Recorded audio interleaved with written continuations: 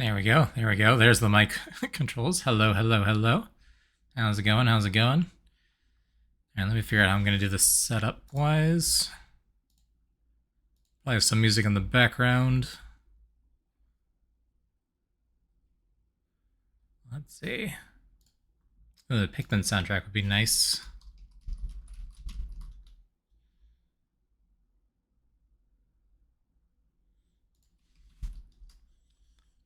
You're a computer science student, you love programming and also programmers, especially game programmers. Nice. That's good to hear. Here we go. Pikmin 2 full OST. Perfect.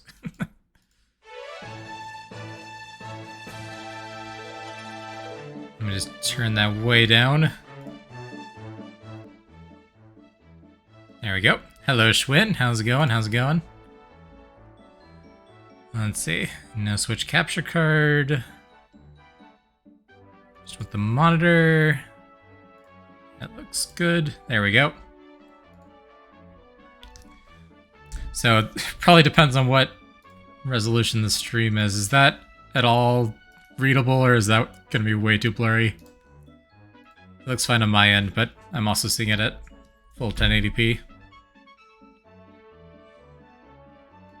Not that I really expect most people to be able to read the code anyway, but you know, it's a thing still.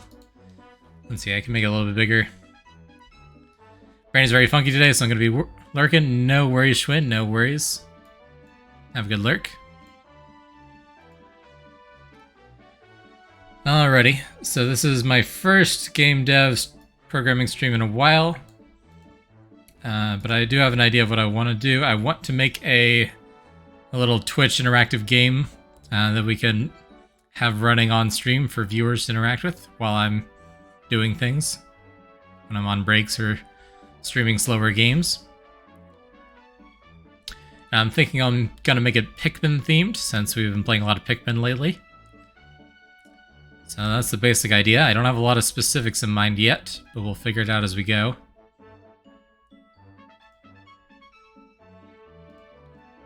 Okay. So I figure I can program pretty much whatever I want to program. Gonna be looking a bit for, because you're playing Overwatch. Have fun. Alright. No worries, Yazoo. So I know I'm gonna have to interact with the Twitch API eventually, so I already have some documentation pulled up for that. But we also should probably get the actual game framework set up. Because my plan is to have this running as a game that I can show on stream, I'm thinking I'm going to make it a browser game, essentially, so that I can have it loaded as a browser source in OBS, so I don't have to run it as a separate application. How often do you stream? I stream every Tuesdays, Fridays, and Sundays, but currently I'm playing games on Tuesdays and Fridays. Sundays will be my catch-all stream. Sometimes game dev, sometimes other games if I'm really wanting to play something. I do a variety of things. We're currently playing through Pikmin 4 and Fire Emblem. I'm a big Nintendo gamer. We've done marathons of Metroid and Kirby games in the past. I'm just really enjoying playing a lot of games that I otherwise wouldn't get a chance to play. But I sometimes do game dev streams, so I'm trying to do more of those. Ashish, thank you for the follow. I apologize if I mispronounced your name.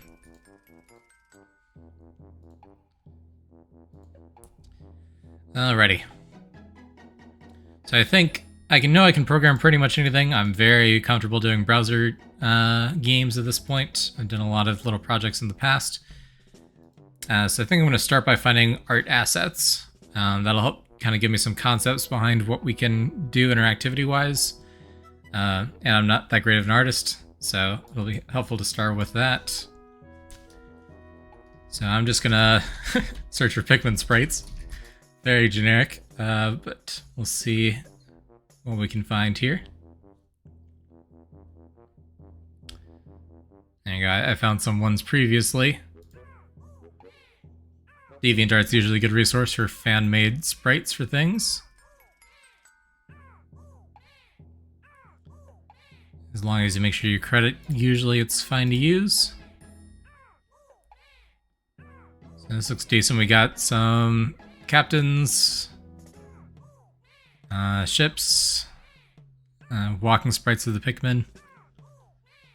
See if we got anything else, but that's could be a good starting point. I'll leave that open. What about this one? Oh, this one's got a lot of stuff in it already.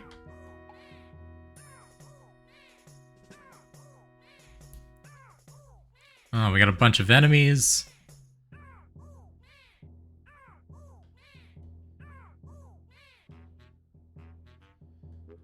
Even have some of the bosses. That's fun.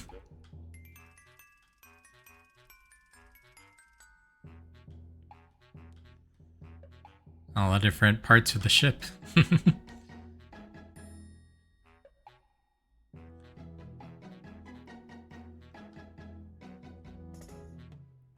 Looks like this might be a good starting point. We've got plenty of sprites for all the different characters. So let's see. So what is this?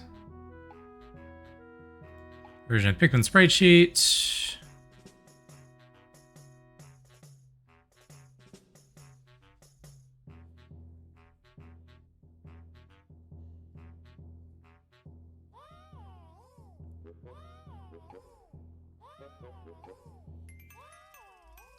There's a bunch of artists involved, it looks like.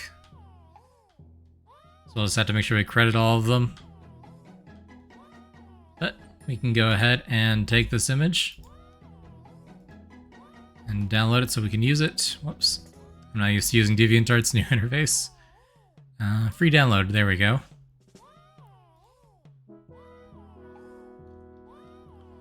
So I'll take this file, drop it into our code project here.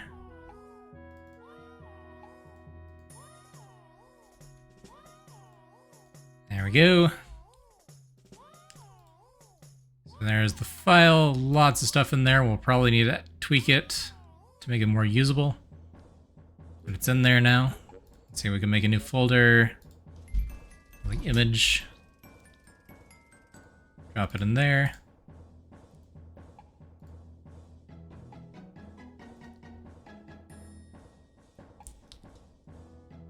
There we go. Sure enough, there it is. Transparent background already is pretty nice. Don't have to go on and edit that out like I do with a lot of other sprite sheets.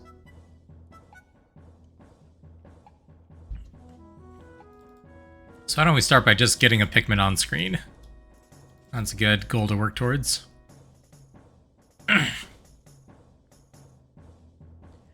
So it looks like hopefully these images are pretty consistently placed. Doesn't look like they're on a proper grid, but usually the frames of the animation are evenly spaced apart. So hopefully we can just write some code to grab the sprites that we need out of here. Excuse me. Alright, so let's hop into the code then. I'm going to rename this real quick. Sprites.png.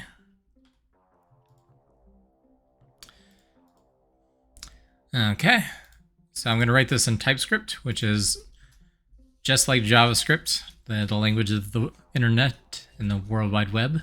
But TypeScript adds types to it, which only matter when you're writing the code, but they help make it easier to reason about, and then that just gets converted to regular JavaScript to actually run in the browser.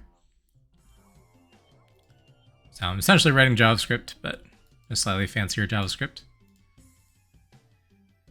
Alright, so currently we got this index.ts file, which is where our code is going to live, and then we'll split it up into other code files as needed. And that generates this index.js file. So if we put something in here like console.log hello world, and check our JS file here. You can see that line's in there. And then if we open up our web page, not this one, here we go.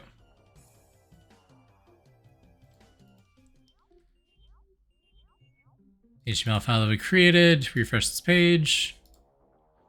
Currently does nothing. Right. That is expected.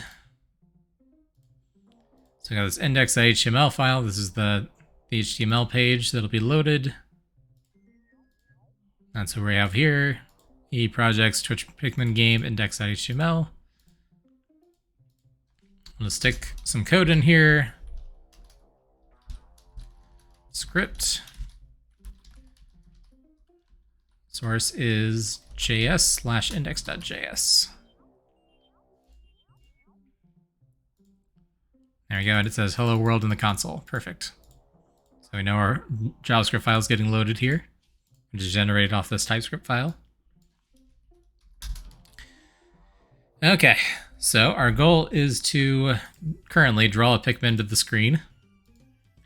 So to do that, we need a canvas to draw our graphics onto. So we're going to create a canvas element here. Actually, we can do it from code too. That might be easier. Const canvas equals document.createElement canvas. I'll create a new canvas element. Does it have the right type? It does. Nice. And then we need to actually put the canvas on the page. So we say document.body, the main body of the page, and then append the canvas to it. So now if we look at the page and refresh here, we don't visually see anything, but we can see here that this canvas element was created and added to the page. Perfect. And then we need a drawing context to actually be able to draw things onto the canvas. So I'll say context is canvas.getContext, and then 2D, because we're doing 2D graphics here. And I believe context can theoretically fail to load. So I say if we don't have a context, then we'll just alert a error message.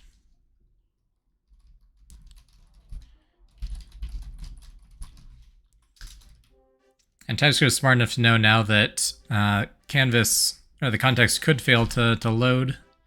But since we're checking to see if the context doesn't exist, then we, I guess, do this. I want to alert and then return. All right, and it's not gonna like that. So we're gonna wrap all this into a function. So now we can have the return function do stuff. Return statement. Then we just run that function when the page loads. Effectively the same thing. All right, no errors. So we got our context. Now we gotta load the sprite sheet so we can get that image. Sprite sheet equals new image. Sprite g.source is image sprites.png. All right, and then we need a way to wait until the sprite sheet is loaded to start actually rendering things.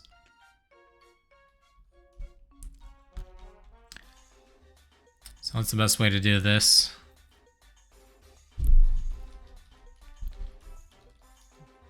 can rearrange that a little bit. We'd have onload to detect when the sprite sheet was loaded. You know what, we can make this asynchronous. So this program can run over a period of time. Then we can just wait for the sprite sheet to load. Because until the sprite sheet's loaded, we can't draw anything interesting.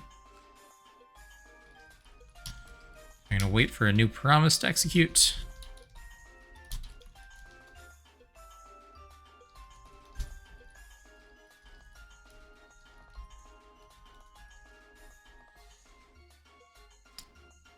So this promise will wait until the sprite sheet loads, and when it does, we continue. And if the sprite sheet loading throws an error,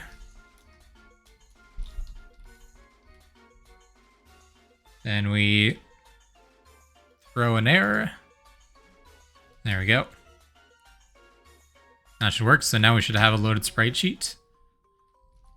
So I just throw in a console log here. Take a look at what we have for the sprite sheet at this point. We do have an image tag for the sprites.png. Perfect.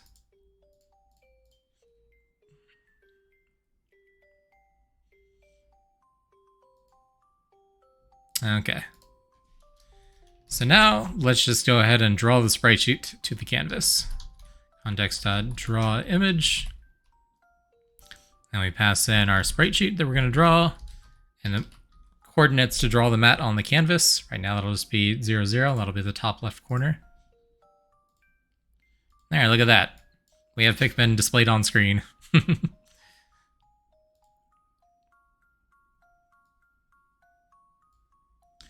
And see, it gets cut off because the canvas isn't that large. But it is trying to draw the whole sprite sheet to the canvas. And the transparent background looks like it's working. Normally it says transparency in the back, but it looks white on the page because the canvas also has a transparent background.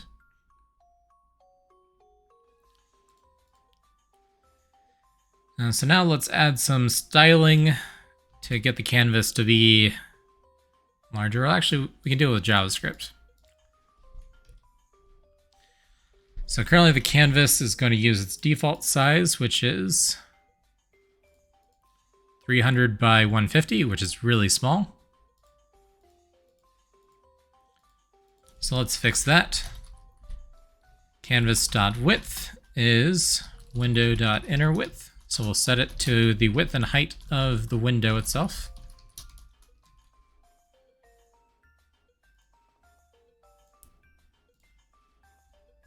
So now we can see the full sprite sheet. Well, not the full sprite sheet, but it takes up the whole window. But we do get scroll bars, which is not ideal. And the reason for that is because there's some padding involved here.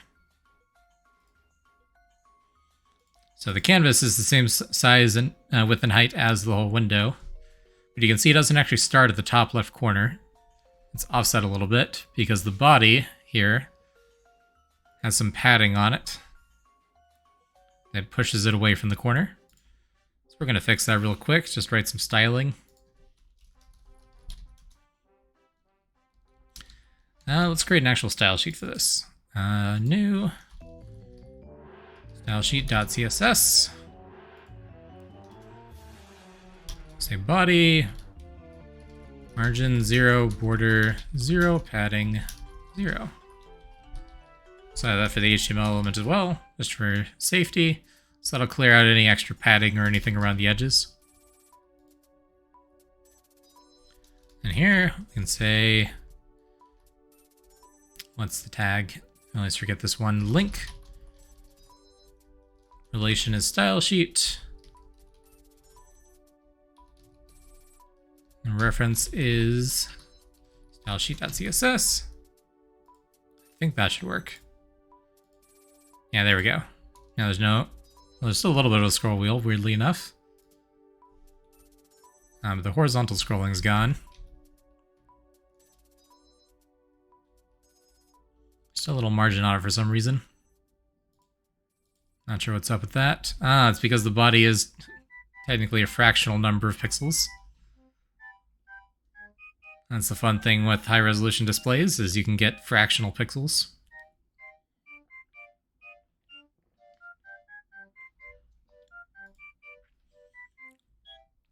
Alrighty.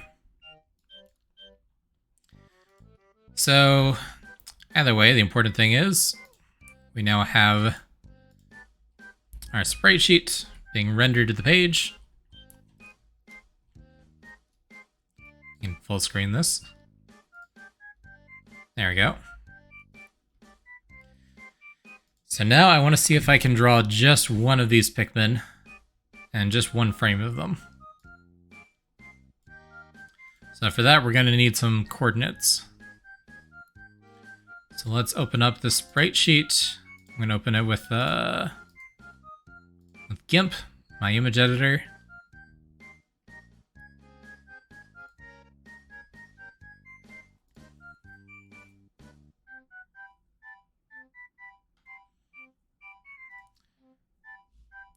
Takes a second to load. Here we go. So I could clean this up a ton, try to put everything on a grid to make all the math easier, but for now I'm just gonna start by trying to map out where all these sprites are, coordinate-wise. So I got these red Pikmin here. And I want to grab just this box that surrounds each individual frame.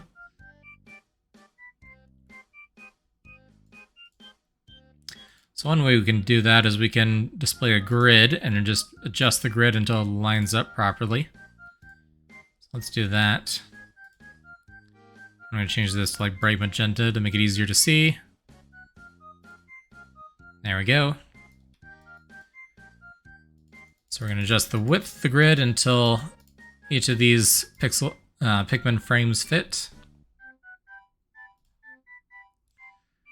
And we're also going to need to offset it because most likely it doesn't start right at the corner.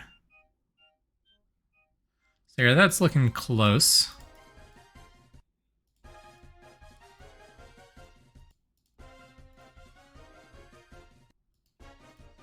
These boxes almost line up to the Pikmin sprites, but not quite.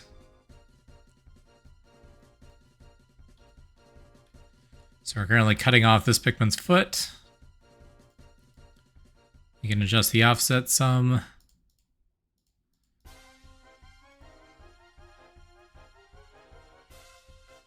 That looks about right.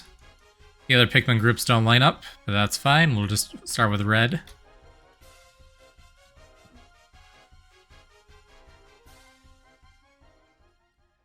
So let's see. I think pretty much all the Pikmin types are going to have their feet at the same place. It's just their heads that change. So I think as long as we have space to the feet, we should be good to go. So currently this is 27 pixels wide. That feels arbitrary, but that does seem to be the right number. Weirdly enough. So we look at kind of their feet here as reference. This is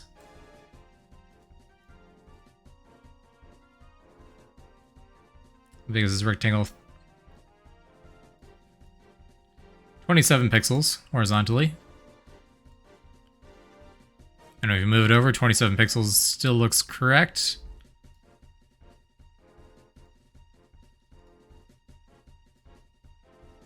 So I think that's good enough. And vertically, I don't really know what the heights need to be. They're kind of arbitrary. So I'll just pick whatever looks good. Probably do 45 and then offset it vertically a little bit. Oh, that's looking pretty close. I think these are probably vertically spaced regularly. So currently this has all their feet just slightly extending below. So maybe that's right, 43. And we can just shift the boxes downward there.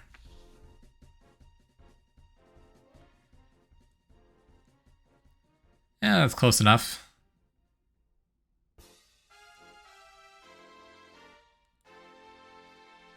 Cool. So now we can grab the coordinates where this sprite sheet starts. So look at this first rectangle here. So that's at horizontal pixel 7, vertical pixel 13, and it's a box 27 pixels wide, 43 pixels tall. So let's plug those numbers into our code here.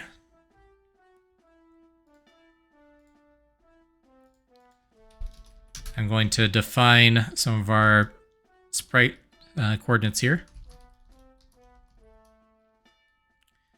Sprite sheet, or let's say sprite. Sprite definition. There we go. So we have our X coordinate, our horizontal coordinate, our Y coordinate, our width, our height, and the number of frames we have.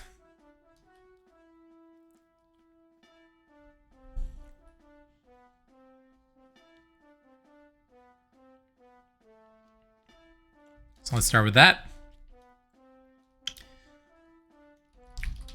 Then we can have our sprites. So this, I want it to be a map of strings to sprite definitions. Or record. There we go. So now we can type something like I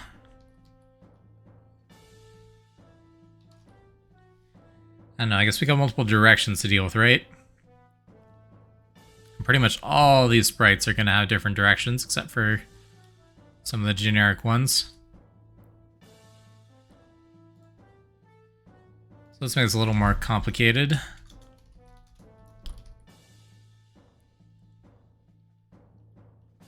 Sprite.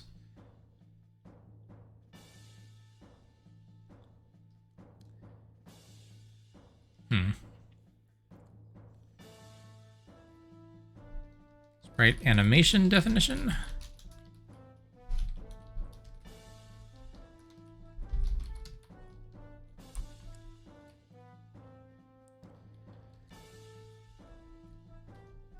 Nah. Guess we can just make this one level deeper.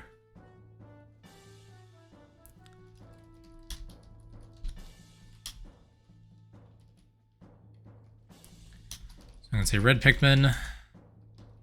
Alright, Pikmin red. It'll be easier for autocomplete. And our first animation here is downward facing. And it'll autocomplete all these properties for us, which is fantastic. So here's those numbers we grabbed: 7, the horizontal coordinate, 13 for the vertical. Each frame is 27 pixels wide and 43 pixels tall.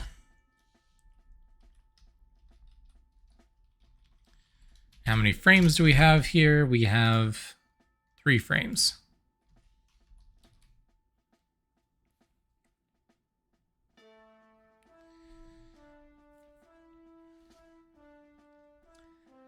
Yeah, let's just start with that. So now we can write a function that draws this particular sprite. Function draw sprite. We need our context.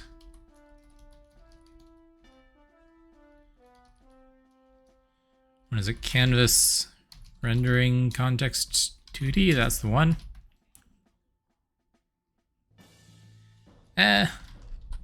We can just stick this function in here.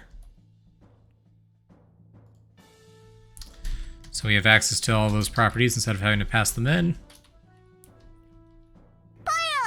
Boyo! How's it going? Sorry, I know game dev streams are not going to be that exciting, but I need a good excuse to work on them.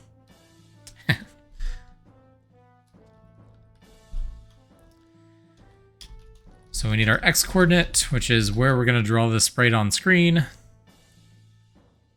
And then we need our sprite definition.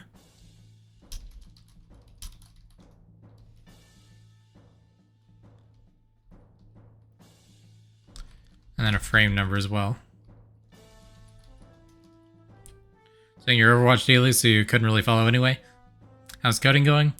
Off to a good start. We have our Pikmin sprite sheet displaying on screen. So now we're working on the logic to actually be able to render each individual sprite animation instead of rendering just the whole sheet all at once. Then once we have Pikmin walking about, we can start thinking about how to actually make this into a game.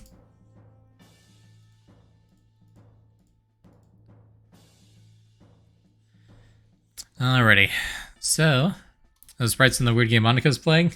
I don't think so. Is that Pikmin 2 e-reader? I haven't actually seen any of those streams yet. That's not true, I saw a little bit of them. Yeah, no, the sprites are different. I think these are fan-made sprites.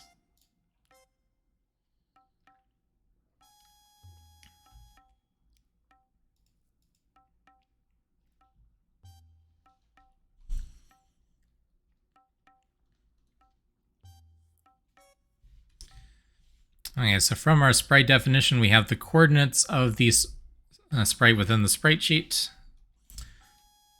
So let's look at draw image again. That's what we're using to draw the sprite sheet currently. We do want to draw from the sprite sheet, but we need a few more options. Here we go. We want to draw from a specific section of the sprite sheet.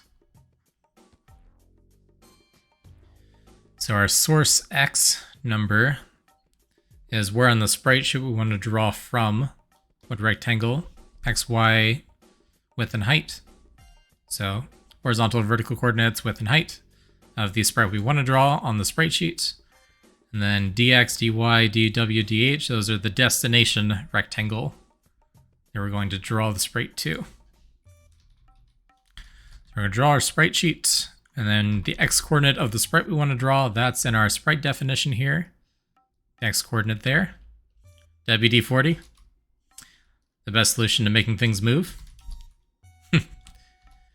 Sprite.x, sprite.y, sprite.width, sprite.height. Already have all those values, perfect. And then our target will be this x and y coordinate. And then for now, we're not going to worry about weird scaling. So let's just directly draw the sprite sheet at the same size. So we can just use the sprite's width and height again as the width and height of the final sprite on the page, on the canvas.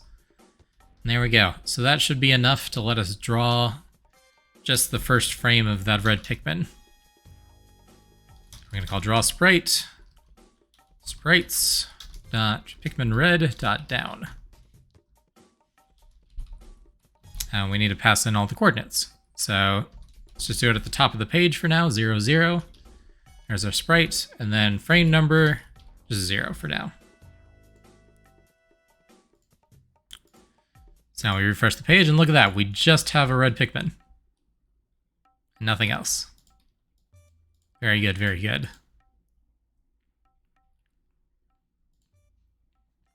Okay, but obviously he's not moving right now, and that's the primary benefit of the sprite sheet. So we can have multiple frames.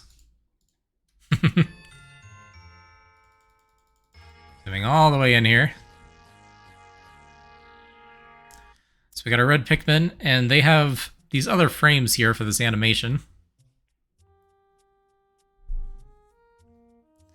So it looks like he's got kind of stepping to the left. I guess his right foot sticking out. And then the right foot kind of going back up as he's moving forward. Pikmins be like, exactly. They're all staring. His big eyes.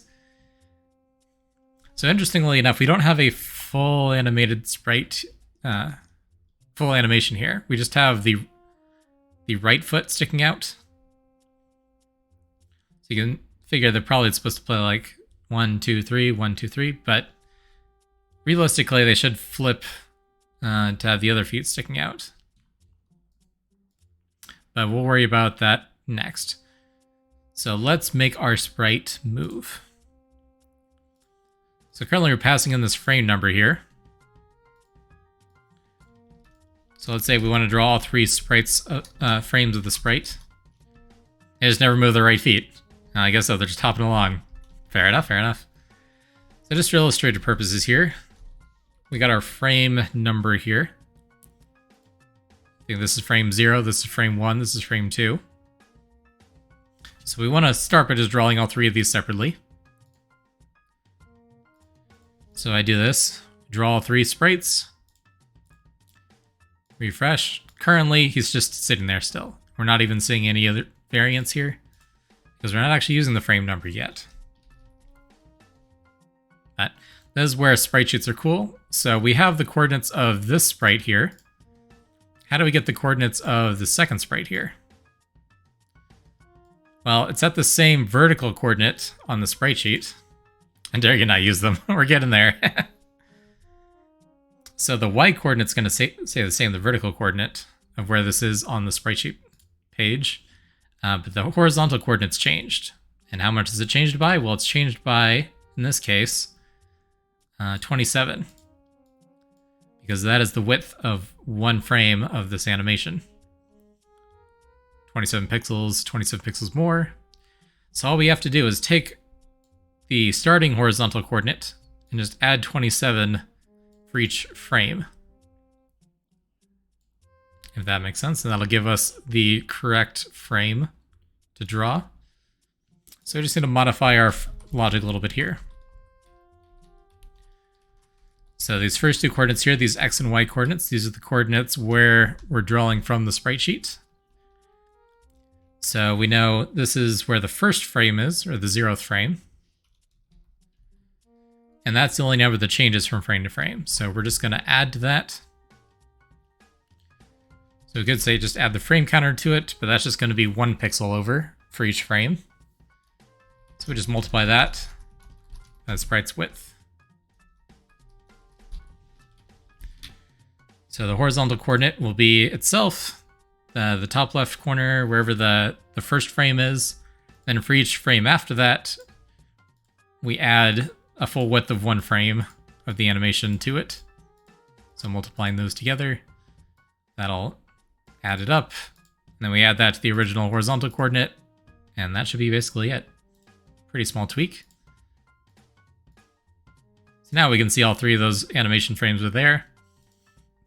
They're just overlapping each other. And that's where these coordinates come into play. So these ones here, these X and Y coordinates, these are where we're drawing to the screen, to the canvas. So if we offset those horizontally, add some numbers to those, look at that. I got all 3 frames of our red Pikmin.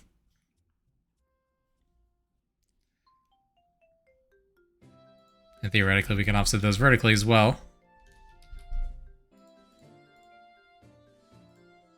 There we go. It is a lot smaller than I thought it'd be. Yeah, because the Pikmin sprites here are 42 pixels tall and 27 pixels wide. So 15 is only like half the width of one of the sprites.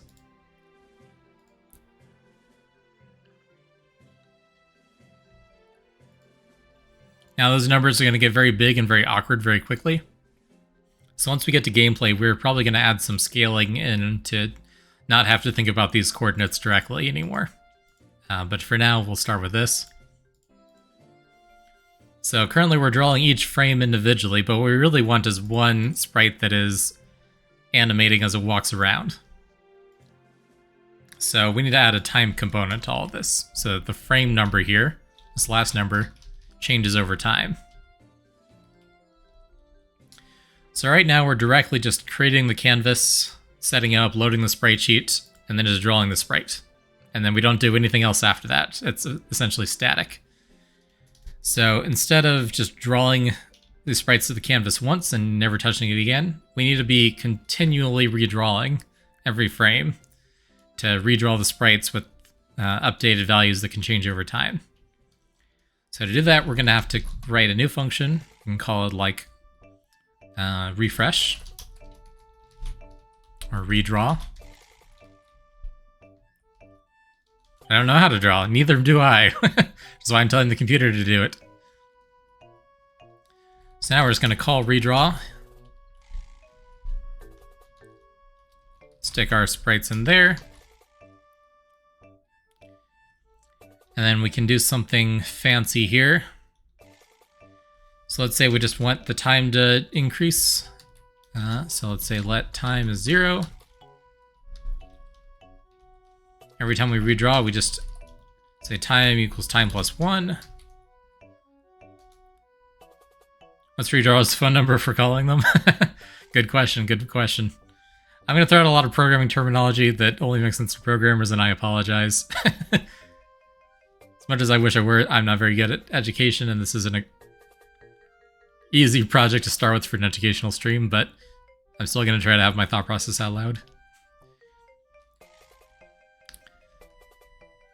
So this should be the same as what we've already got. Yeah. But now we're calling this redraw function to draw the sprites instead of them just drawing it the first time when the page loads. And then we need to schedule the next time the redraw is going to get run. to draw the sprites again.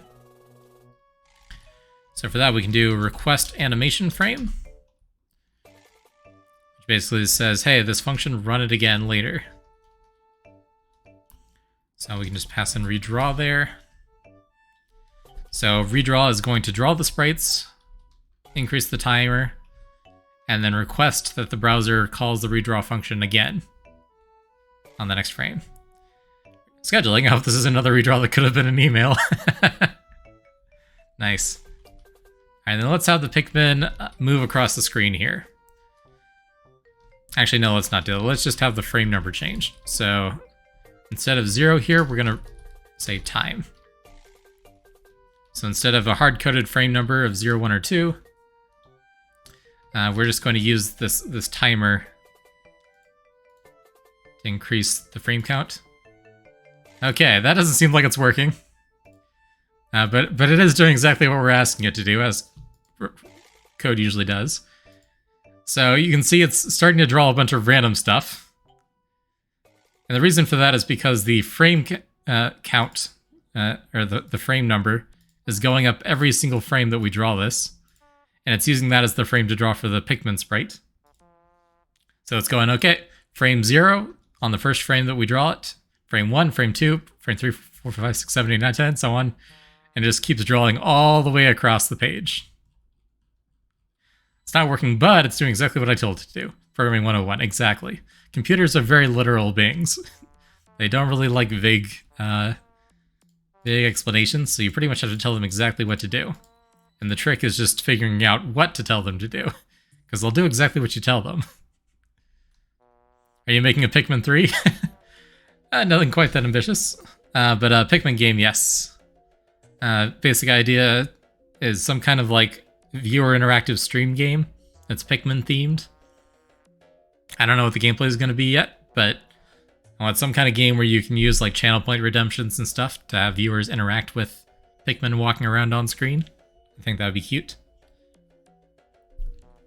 And I want to set it up as a browser source in OBS, so that can just be running in the background. So I'm trying to do this with as little overhead as possible.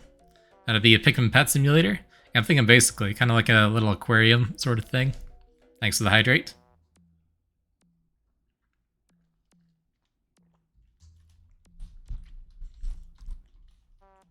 Okay, so first off, the problem here is our frame counter. Think more Nintendogs. We'll see. I'll think about it. And we can also discuss if anyone has any brainstorm ideas. So the problem here is this animation only has 3 frames, 0, 1, and 2. We get to give Pikmin stuff for their onions to make more Pikmin. Yeah, that's what I'm thinking. Maybe like have to like throw pellet posies in, or spawn more Pikmin blooms, that sort of thing. We got a bunch of sprites in here, bunch of enemies, the captains, the onions, pellet posies. We haven't have a bomb rock exploding. That'll be fun.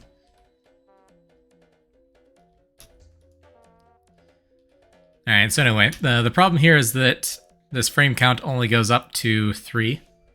0, 1, 2. 0, 1, 2. But we're just giving it absurdly high numbers. So Nintendo doesn't copyright claim this. Yeah, we'll see.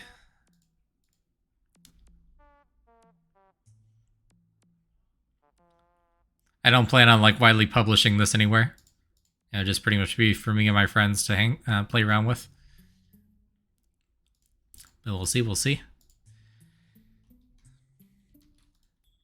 So instead of directly plugging in the time counter as our frame count, we need to make sure that it wraps around when you get to the end of the animation. So right now there's 3 frames, 0, 1, 2. So we want to say when it gets to 3, it resets back to 0 and continues so on. Make an RPG game based around Spore? I don't know about that. It sounds like a lot of work, especially in the art department. Spore is a very complicated creature simulator for the art for the characters. So there's a very fancy programming operator that I love using, but most people don't understand how it works, called the modulo operator. The complicated way of explaining how it works is that it gets the remainder after doing a division. So if you think like long division in high school or middle school, probably not even high school, middle school, in America at least. Long division, you get like the remainder at the end, and you're supposed to draw as like a fraction. The modular operator basically gets the fraction of that division. But that's, you know, I can words, think, clear the brain. But I like thinking of the modular operator as just wrapping around a number once it hits a certain other number. That's usually how I end up using it. So we could say here, instead of just time, we can say time modulo 3. And that'll basically mean anytime time gets up to 3, it's going to wrap around back to 0 and continue going up from there. So now if we run this, we just have the one Pikmin running through those 3 frames over and over. He's jiggling pretty rapidly. You can see like the limbs from all the different frames are just kind of stacked on top of each other here. And that's because we are not clearing out the canvas before we draw the next Pikmin. Draw the next frame of the Pikmin. So it does that. Jelloman. So fun fact, regular video games work this way too. They have to clear the screen before they draw the next frame. And a lot of games don't bother because the screen is huge. So they just draw the next frame right on top. And just because there's like backgrounds and stuff, you don't notice. It's a little bit faster to do it that way, but then you can end up with effects like the Hall of Mirrors effect, really common in like the old Source engines.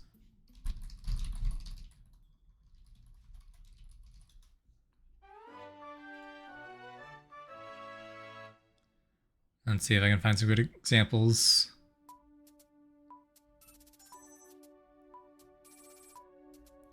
None of these screenshots are of the thing I'm thinking of. That's crazy. There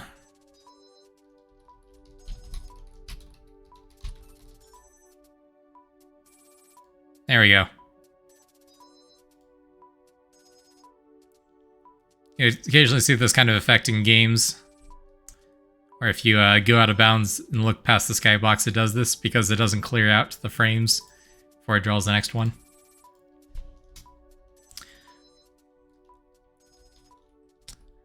Anyway. Just the solitaire windscreen. That too, yeah. I basically do it intentionally there.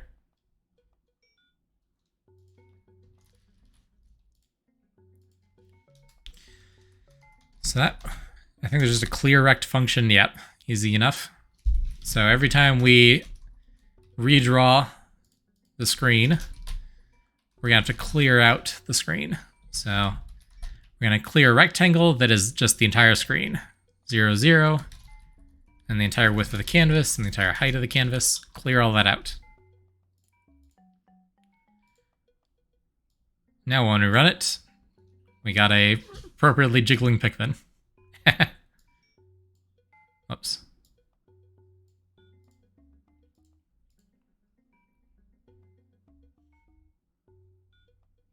Nice. Okay, but this walk cycle is still a little jank, and it's also way too fast. It probably looks fine on screen because it's running at 30 FPS, but on my monitor it's running at 60, and it's just spazzing out. So instead of doing this time counter, we're gonna do a little bit more complicated logic here. So whenever we do a request animation frame, I believe that function can also take a timer value and DOM high res timestamp, which is just a number. Very cool.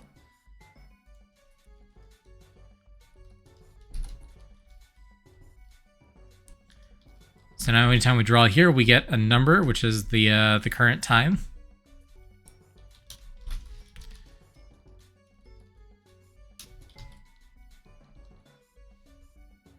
Now we don't need that +1 anymore.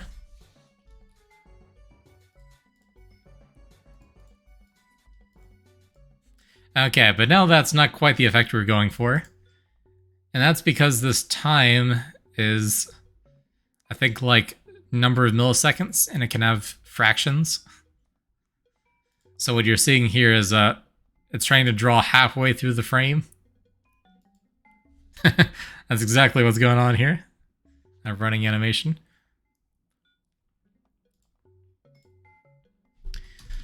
So what we have to do here is we have to round that fractional number down to an integer. Let's just do, we're gonna floor it. So flooring is a type of rounding where you always round down towards 0. So we're gonna round the timer down towards 0. And then get the fractional result after 3, or the remainder, which is eventually going to wrap it around at 3. There we go. Now we're back to this. But now it's way too fast still. So what we can do here is, as time goes up, we can slow down how much it goes up by just dividing it. 1,000 might be too much, I'm not sure. And there we go, so it is milliseconds. So now it's changing, going to the next frame every second, effectively. Because of how we're rounding it and dividing it. So that's probably a bit too slow, but we're on the right track. So let's say like 200 milliseconds. That's like 1 frame every 5 seconds. That's not terrible.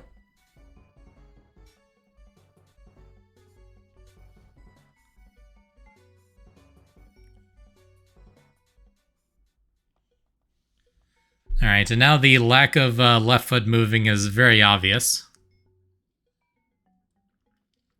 And it's quite the waddle. So let's see if we can figure out a way to flip it. You got a limp, yeah. So I don't remember exactly how this works, but let's just add a flag for flipping.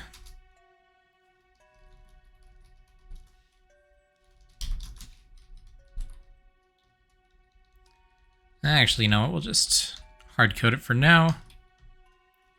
It's like I started bringing him to a doctor. I mean, with the number of bomb rocks they walk past in my games, that is totally understandable. A lot of close calls.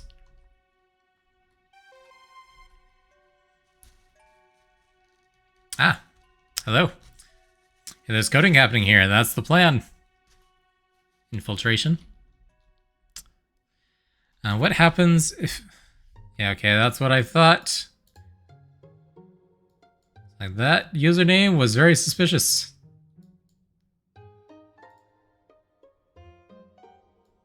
Goodbye.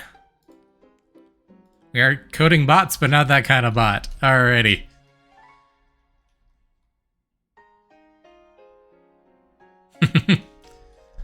Yeah, surprise.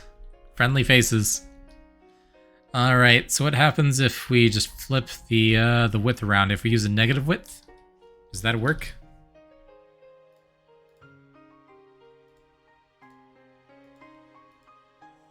Not exactly. That's bot discrimination. Hello, glitch loading.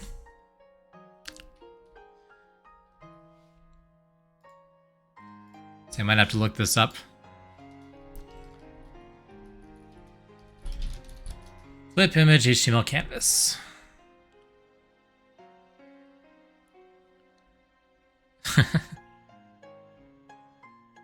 It's not that simple, is it?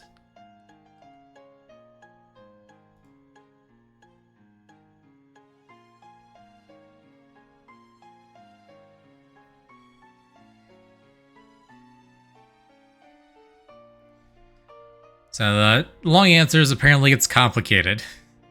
That's disheartening.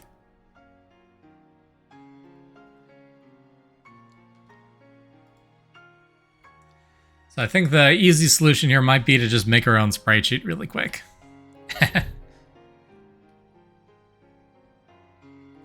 Sounds like every breakup I've had to date. Oof. Alright, so I think we'll just bite that bullet and make our own sprite sheet here. Let's create a new image. And clear out the background. And set up a grid. I like bright magenta because it's easy to see at a distance.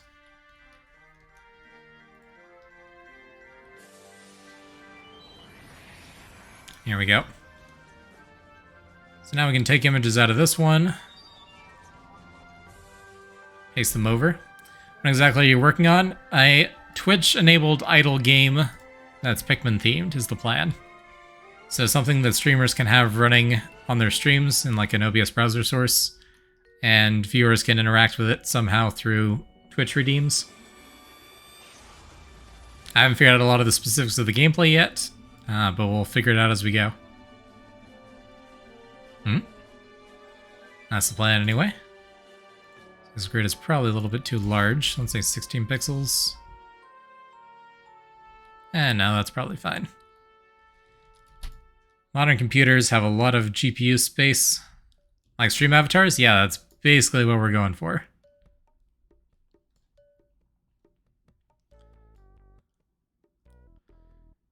Let's see if we can line these guys up to be like, I don't know, between the eyes maybe? I don't know, it makes sense. Here to learn. Unfortunately, Annika, I don't know if I'm going to be a very good teacher. But welcome, welcome, welcome. Pikmin, it's real, it's happening. Yes, it is.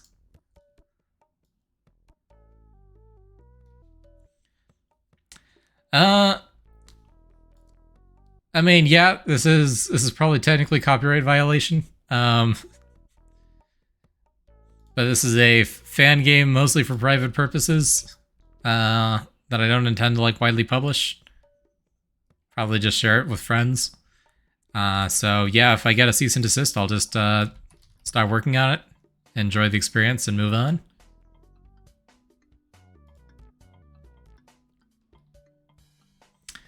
And we'll center the little bodies on the intersections here of the grid. Actually, maybe I can even offset the grid to be able to do that.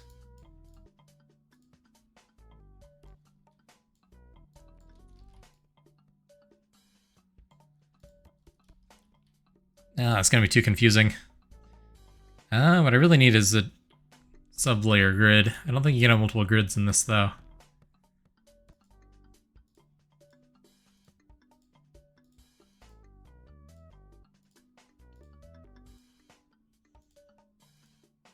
Okay. Fair enough. So anyway, let's make our walking animation now. So, assuming that we can't mirror sprites very easily, we're just going to have to make variants for the full walking cycle just by flipping the sprites around. So we can just copy and paste these guys over. And flip them around. Look at that. Beautiful. Alright, what does a human walking cycle look like? Or a humanoid, I guess. So you start out by sticking your foot out. Like that. And you stick it all the way out. And then you plant it.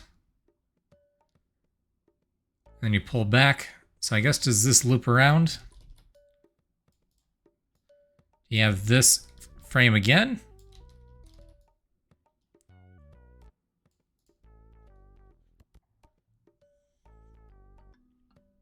Or do you just jump straight back to the standing frame? I'm not sure. And you do the hooky bookie and you turn yourself around. Yep, that's the idea. Let's go to Google.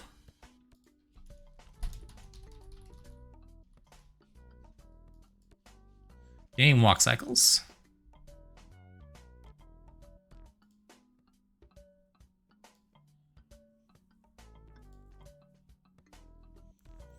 Yeah, extend your knee, outstretch, stand still, outstretch the other leg, pull it back.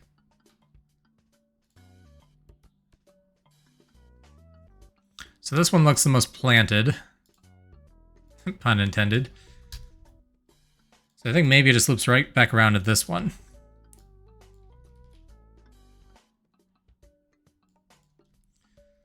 And then you stick out the other leg.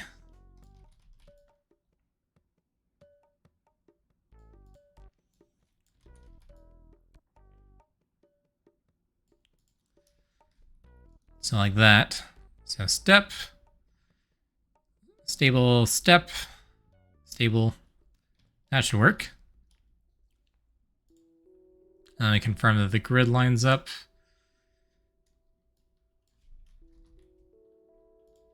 Yeah, okay. Here we go, so that should work. So currently got all this empty space. It will expand as needed. For now, we're just gonna have this one red Pikmin frame. So let's stick this in projects.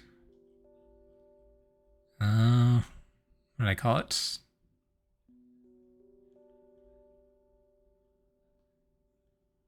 What is this project called? Twitch Pikmin game.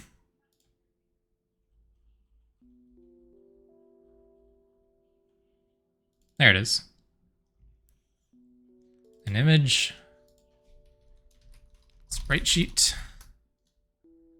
The PNG, thanks for the hydrate.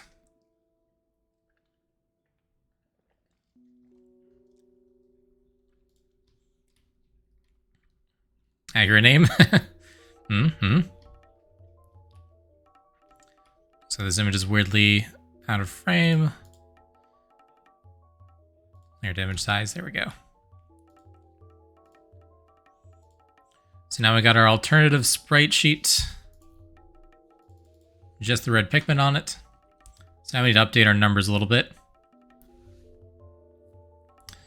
So instead of loading sprites.png, we're going to load spritesheet.png. And then with this one, we no longer have awkward offsets for this frame. It starts at 0, 0, there at the top. And each frame is going to be a nice round power of 2. I can make the selection work properly. There we go. So we got our coordinates 0, 0, 32, and 64. Nice round powers of 2. 0, 0, 32, 64. And now we've got more than 3 frames. We have 6 frames. There we go. So now we can extend that to loop around for 6 frames.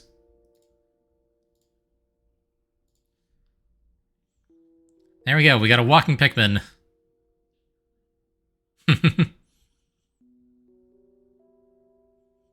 Isn't he cute?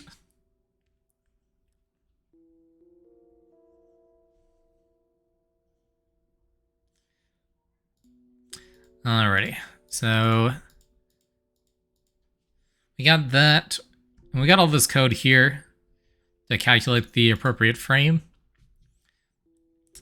And we could probably simplify some of this logic because we're going to have to do the same thing for other Pikmin. Like if we've got 3 red Pikmin here, then we all space out.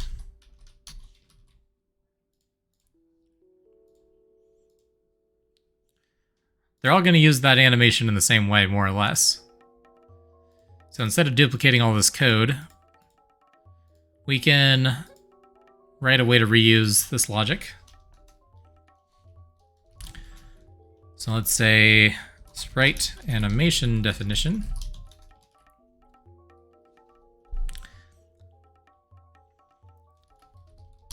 So we have a number of frames. And then we have a Frame speed.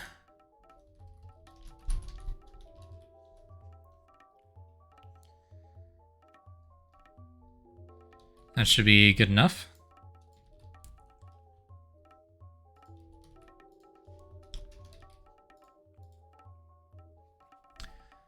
I guess we can just merge those in for now. I'll clean that up later. So we got 6 frames and our speed. Let's see. So this is 20% of frame per second. 5 frames per second, I should say. I guess that'd be a better way to put it, is frames per second. Say FPS.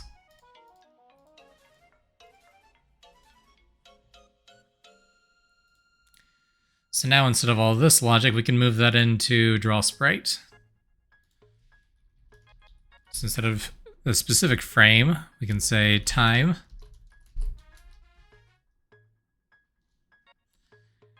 And then like an offset. And say our frame is same logic as below, time. And then we'll divide it by 1,000 to get seconds. So then frames per second would be 1 divided by a second. No. Math, yes, exactly. I think I just divide by 5 here. Or divide by FPS. We'll see if that looks right or not. A very empiric method. And then we loop it around so that we can't exceed the total number of frames.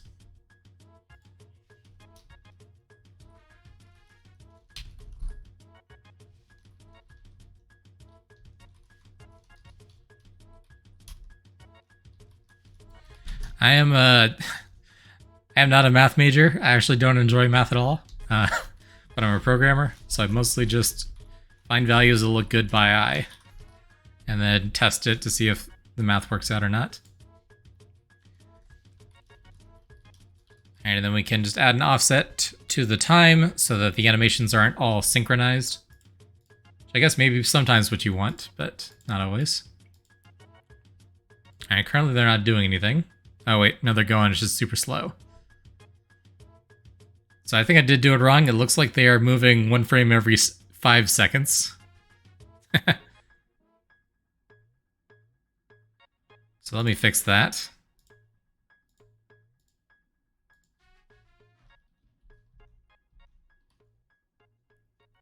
Starting to think I'm enjoying math a lot bit more now. Nice.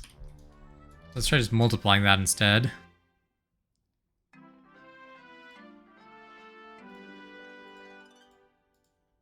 There we go. That looks better.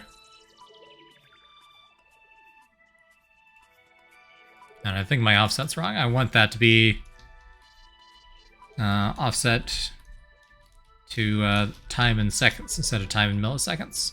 There we go. There we go. Now the animations aren't in sync. So we got 3 walking Pikmin. Nice. The way that their antenna ends up wagging a little bit. Now if we want to speed up that animation, we can do that pretty easily. Just move that up to 10 FPS. There we go.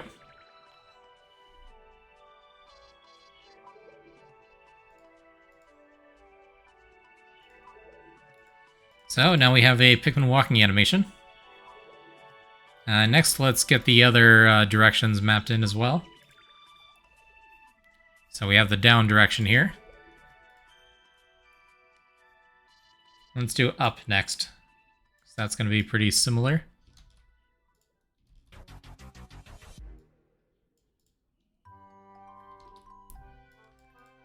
Okay. So we're basically just going to mirror the same animation, but from the other direction.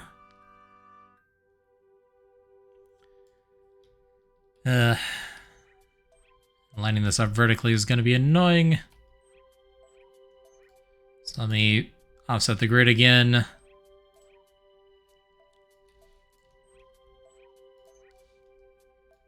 I want both like the middle crosshairs and the outside borders, but that's not an option.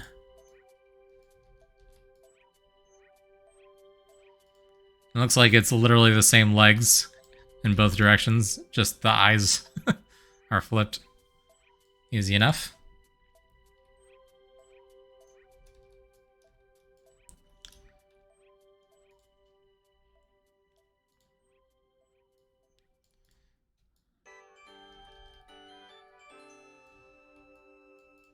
There we go.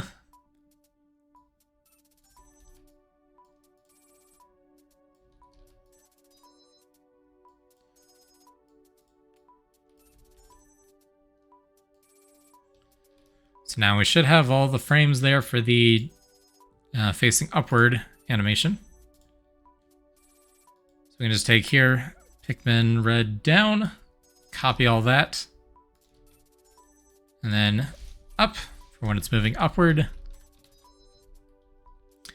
And then I'll have all the same settings except that it's offset here.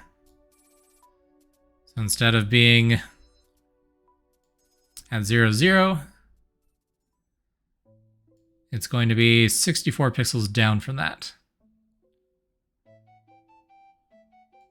Yeah. That should be it. So we'll just say the starting coordinate, 64 pixels further on the y-axis. Alright, we're not actually drawing that new animation anywhere, but we can do that really quick. So we got our Pikmin walking down there. We can just make this guy walk up. There we go. Look at that.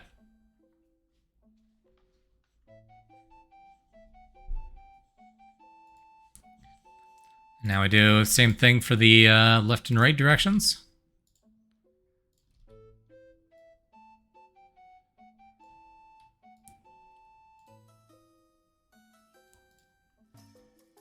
So you might have to adjust this.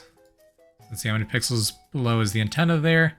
Looks like the antenna point is the fixed point on the Pikmin, which makes sense. So these need to be 1 pixel further down. There we go.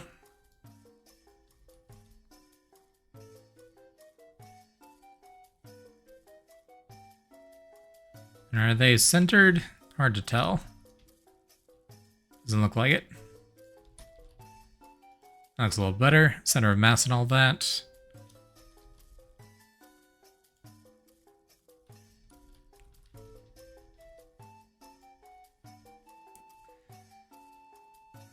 And these frames are very different. It just has right leg back, left leg back.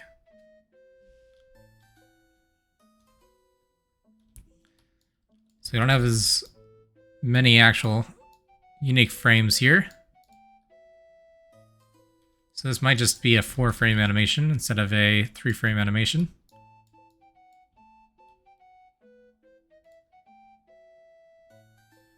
Are their eyes lined up? They are. Nice. Okay. Let me just do the same thing for the other direction. We can just take this and flip it.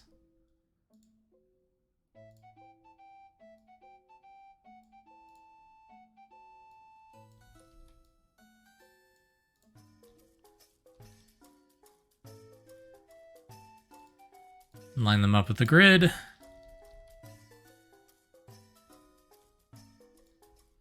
Let's see, yeah. 1 pixel down.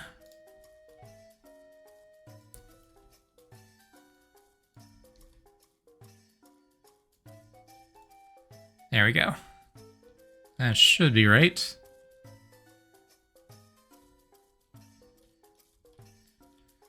Let's go with that.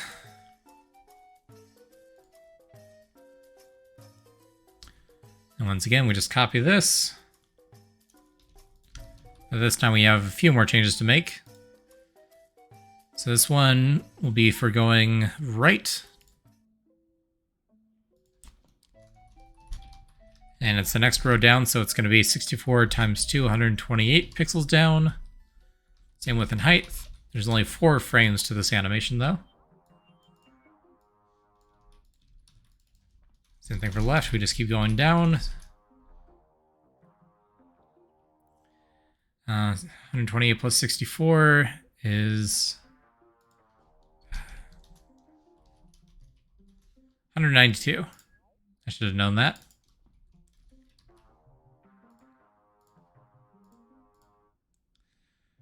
So now we should be able to have one of them walking to the right. And then we can add a new guy walking to the left.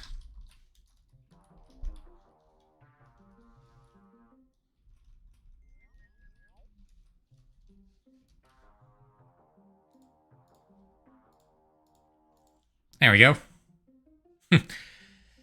Yeah, the left-right animation looks much rougher.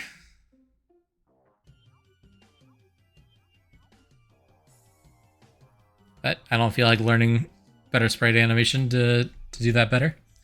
Maybe we can lower the FPS on that one a little bit.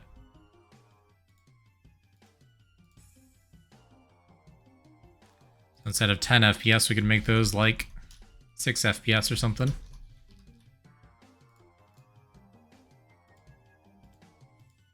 That's a little better.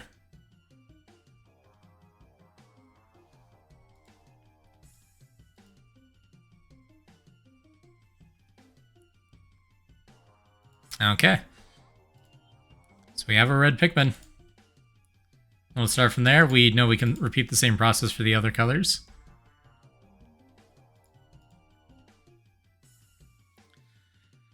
So currently they're just sitting in place though. Why don't we make them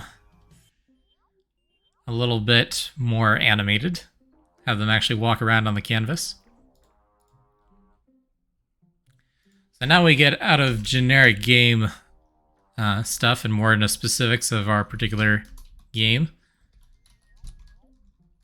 So let's define our Pikmin. So they're going to have a X and Y coordinate where they live, where they're currently at on screen. And then they'll have a direction they're facing. So let's define that. So we got up, down, left, and right.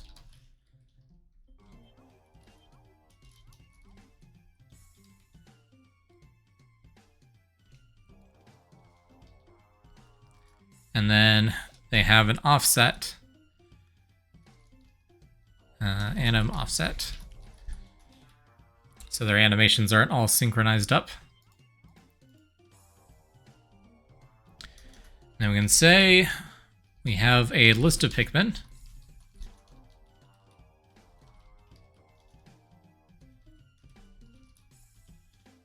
We'll add a few Pikmin to the list. Actually, no, we can randomize this.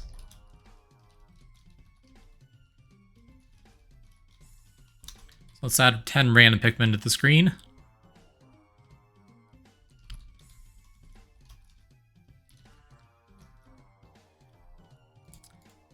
So we could write out a bunch of logic for adding random Pikmin, but let's write a function really quick for doing random numbers. That'll be helpful.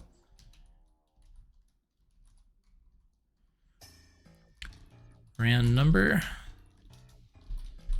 We have a minimum, a maximum value to get a random number between. And I happen to just have this formula memorized. Yes, someone did reset the counter the other day.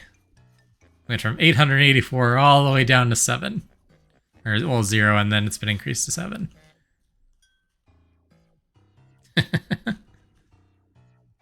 That was a great tragedy.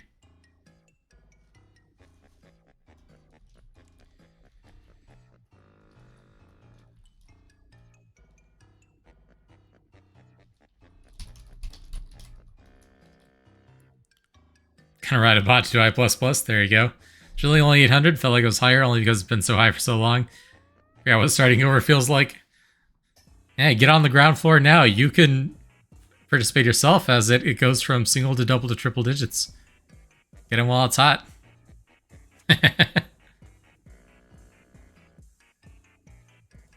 There you go. The point count is so low that your primary limiting factor is your own attention span. It's great.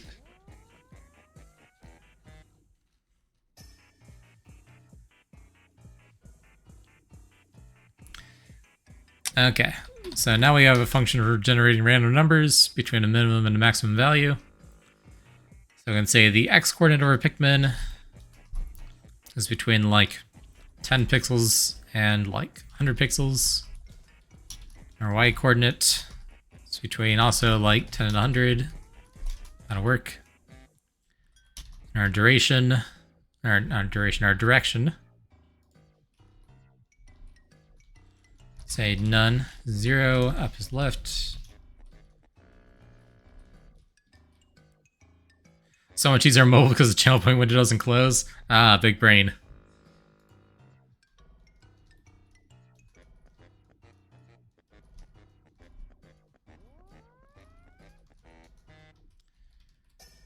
Generate a random number for the direction. Incoming jump signature. Hostile configuration. Rand int. Incoming jump signature. Is that a typo or a misclick? Nice.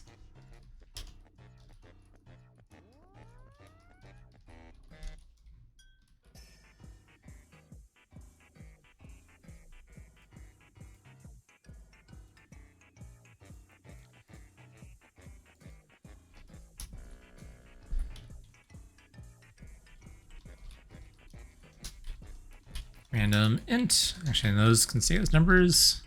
Random offset. Not gonna do all of them out of spite, oh no. There we go. Random number 0, 1. Oh no.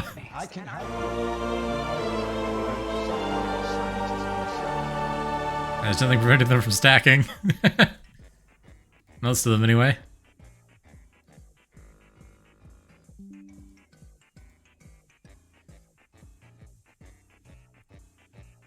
Yeah, I have a few of them set to use the sound cue, but most of them don't.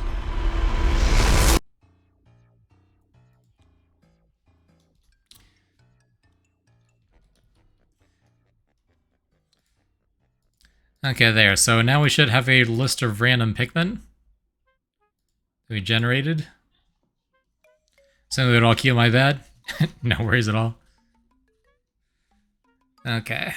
And then how do I want to do this? I guess we need to know what our Pikmin's color is.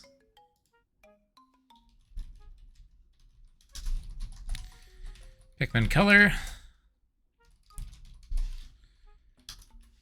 Say none is 0, red is 1.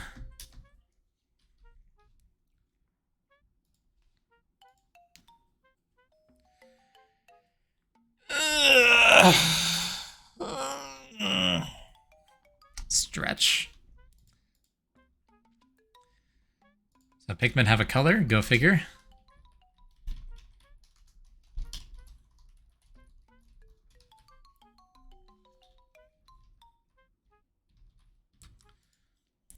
Happy programmers are a well-rested one. You are correct. Now, I will go ahead and refill my water.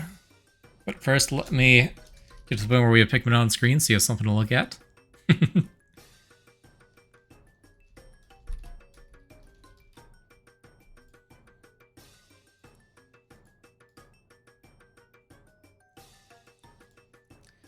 Okay.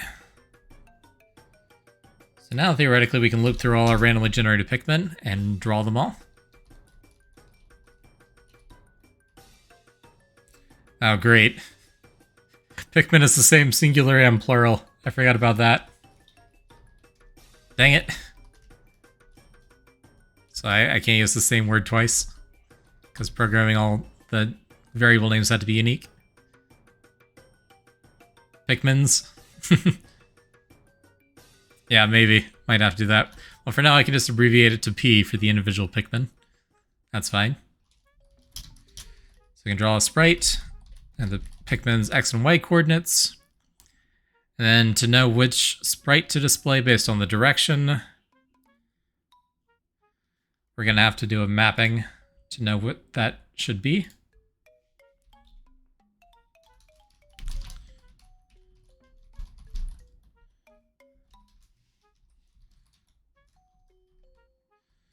So we need take our Pikmin color.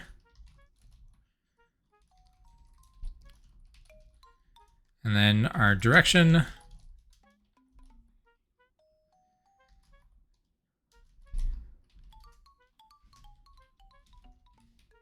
And that should give us our sprite.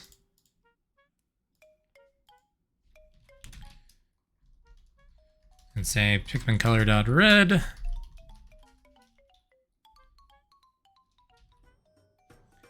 And then direction dot up. Sprites dot Pikmin red dot up. There's probably ways to do this without having to repeat code, but is what it is.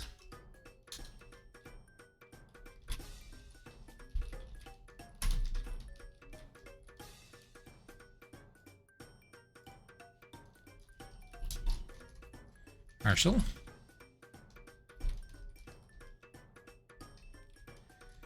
Partial. There we go.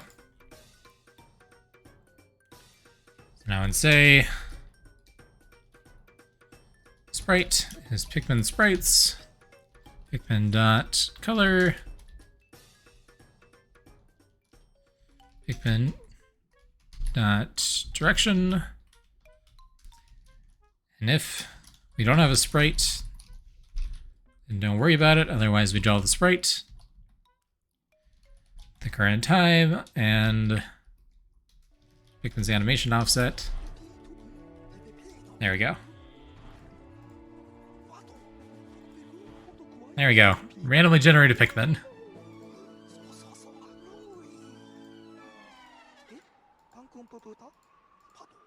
The boyos!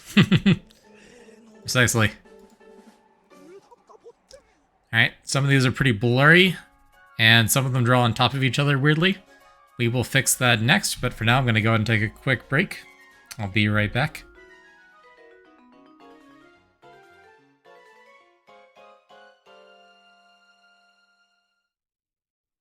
I had perfect timing for the day ending music.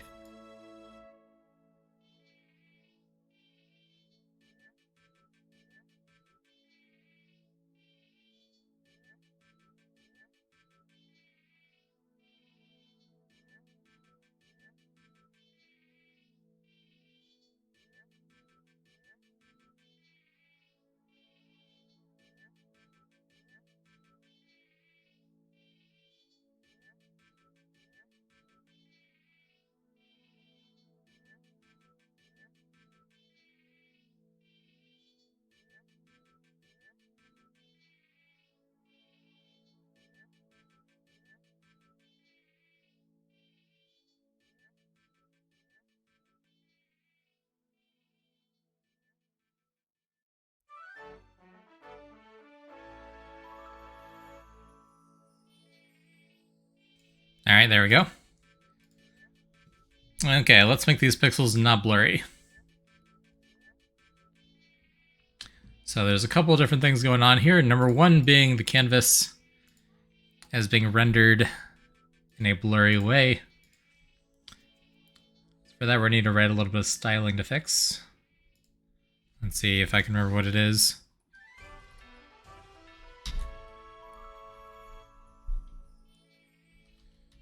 Image rendering pixelated. That sounds right. So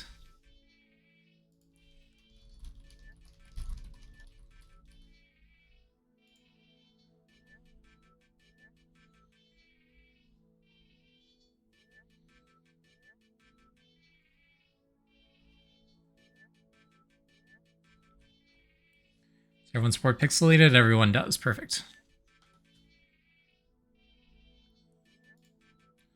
So we'll just update our styling here in stylesheet.css. for canvas elements, make them pixelated. But that doesn't fully solve our problem. You can see a lot of them are still kind of blurry. And that's because their positions are not whole numbers, not exact pixels. So I just throw in a console log here so we can take a look at our Pikmin values.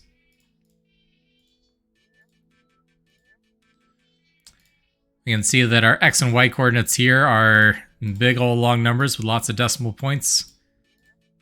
Lots of decimal digits after the decimal point. So they're not on exact pixels. And if they're like halfway between pixels, they're going to be super blurry still because of anti-aliasing. But that's easy enough to fix. So when we draw the sprite,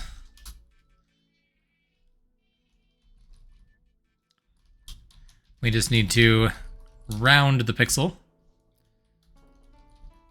to the nearest whole numbered pixel.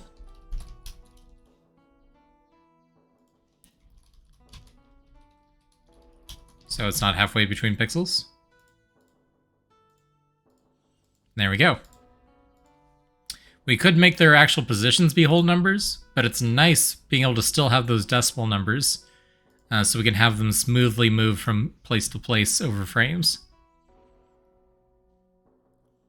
Rather than them moving exactly 1 pixel every frame, which would be weird sometimes. But now they're all nice crunchy pixels, as they should be.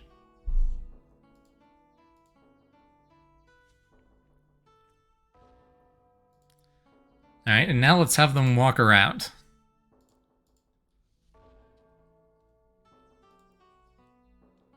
So we currently have the X and Y coordinates where they currently are. Let's give them coordinates where they're trying to get to. So let's say target X, target Y.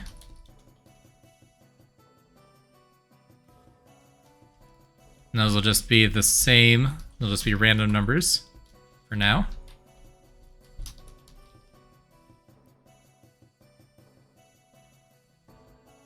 And now we can do another thing that almost every game engine does. So we have the current time, and we're plugging that into our timers here. But we want people to do a certain number of things over time. If we just said, for example, here, like... p.x equals...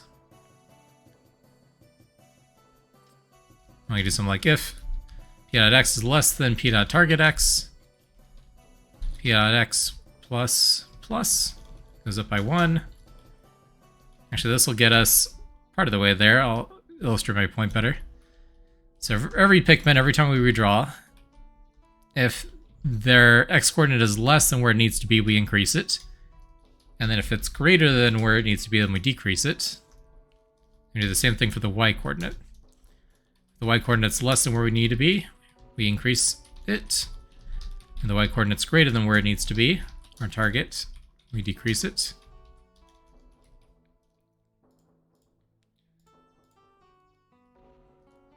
That just kind of almost works. You can see they're moving to where they need to be. Now their animations don't actually match the direction they're moving in, but look at that, we're getting close to Pikmin walking around on screen doing things. Very cool. This just happens to work because my game is running at exactly 60 FPS, but if our frame rate was different, this logic would not work the same way. Better pathfinding the Pikmin 1, oh no. True though. So we're gonna have to modify this a little bit. So instead of directly increasing or decreasing it by 1 whole pixel every frame, let's modify it so that we can have a speed factored in. And do that, we're gonna have to rework how we track time. So currently we have the current time. That's what gets passed into our redraw function by the browser. But let's also keep track of the previous time.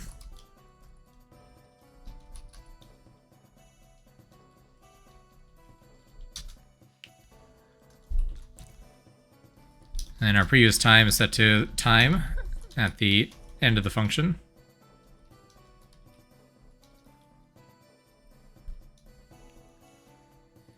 So now, at the end of redrawing things, we know what the previous time was for when the start of the next redraw.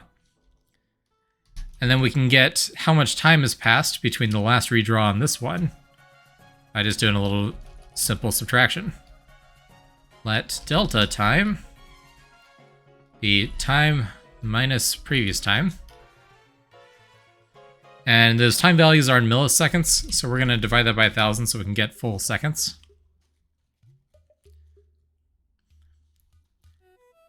And so that'll say, like, if it took, for some reason, half a second to draw the last frame, then this frame we're only going to move half a pixel. But if it took, like, only 60 milliseconds to draw this frame, then we're going to move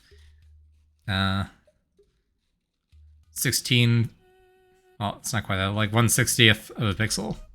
So that the movement will scale to the frame rate rather than being based on the frame rate.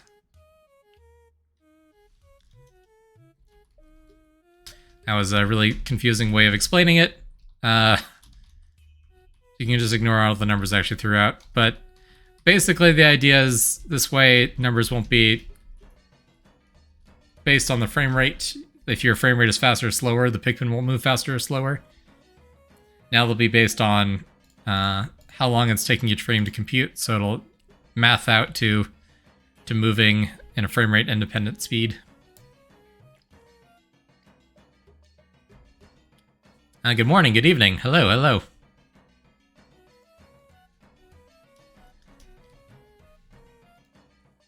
Oh god, programming? Don't worry about it, don't worry about it.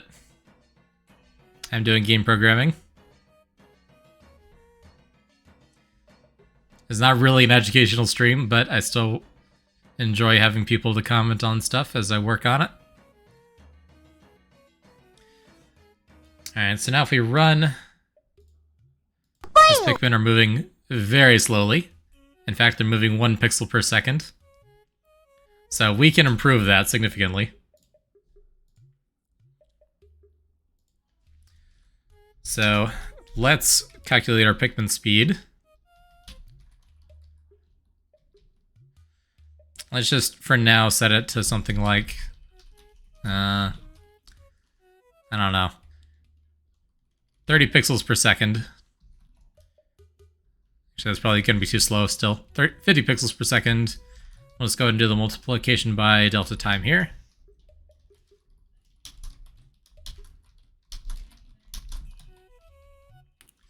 There we go.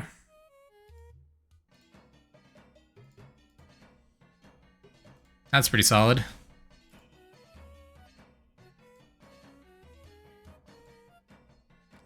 So now they all walk around. They move at a constant speed that we can adjust. Just like for the mini Pikmin to play on screen as Twitch progresses, that's the idea. Yeah, something a little small and interactive to put on the background in a Twitch stream. Pause and unpause music button on your keyboard can pause Twitch streams, but not unpause them. Weird.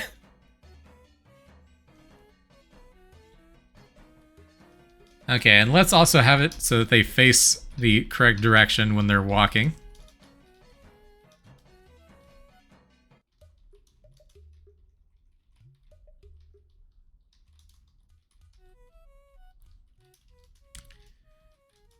So if their x-coordinate is to the left of their target x-coordinate, we move them to the right by increasing their x-coordinate. So that tells us we are moving to the right. So we can say p.direction, our Pikmin's facing direction, is the right direction. And conversely, if they're moving to the left, if their x-coordinate is shrinking, then they're moving to the left. If their y-coordinate is increasing, then they're moving down. Their y-coordinate is decreasing, then they're moving up.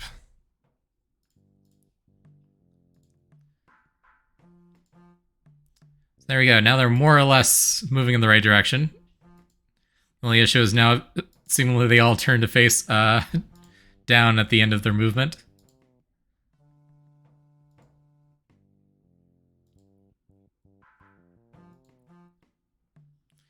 So if the X decreases, they move left, and if the X is increased, they move right. While for Y, you do the same, just have it reference the specific animation. Exactly.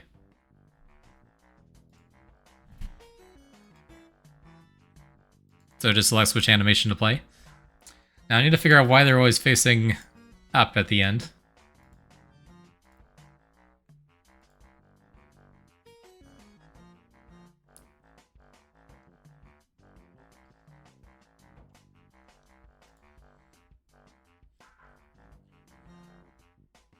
So much progress has already been made. This is so cool.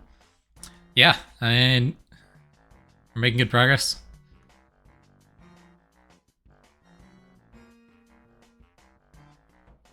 You start from scratch when the stream started. You do some off stream, more or less from scratch. I did a little bit of setup on the project just to get the files in place, but I didn't write any actual interesting code or anything.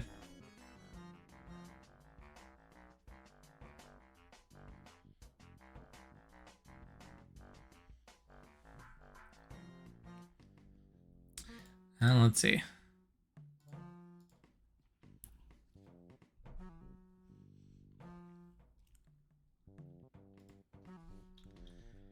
See, something I can do is I can add a click event to the canvas. So I know when I click on the canvas, and then I can add some debugging information when that happens, so I can check to see what's going on. Haven't programmed in a long time, not since the incident. Too many other hobbies taking knowledge space. Yeah, you do a lot of stuff, Annika, and it's super impressive too. All right, direction 1, direction 1, direction 1, direction 1. So for whatever reason, they all think they're supposed to be facing whatever direction 1 is. Direction 1 is up. So somehow in this code, it's making them all think that they want to move up.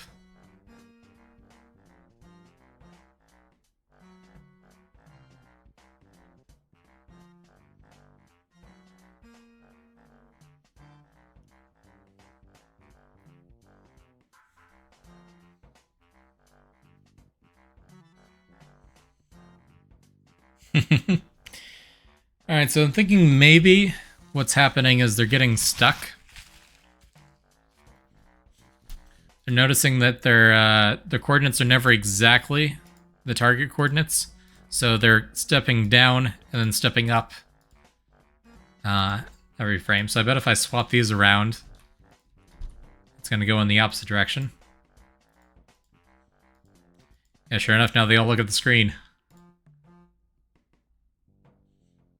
Which honestly might be okay. But still not quite what I want from that.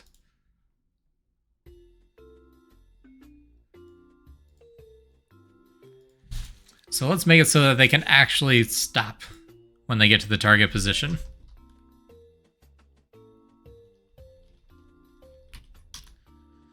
So instead of just blatantly moving them left, right, up, down by speed, let's figure out how far they would have to move to reach their target.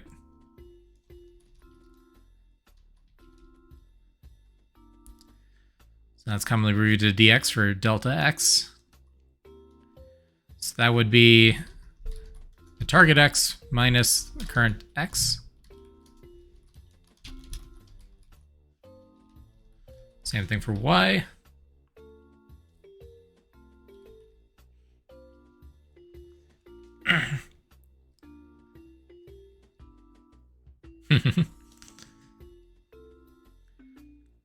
So that'll give us the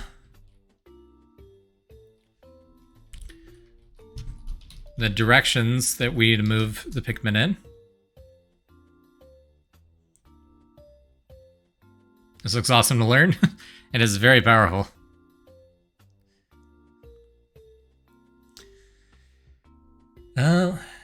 Actually, you guys probably noticed this too. But when they're moving exactly in the 8 cardinal directions. Because each direction is being handled independently. They're either moving straight left, straight right, straight up, straight down, or both up and down, or up and left, or up and right, whatnot. You guys probably noticed this too. I'm incapable of noticing anything ever, actually. Fair enough, fair enough. But they're not moving straight to their target position. They are moving first on one axis and then the next axis. Kind of in a, like I said, diagonal or straight lines. Which is not how they would move in game. Hopefully. Maybe in some cases.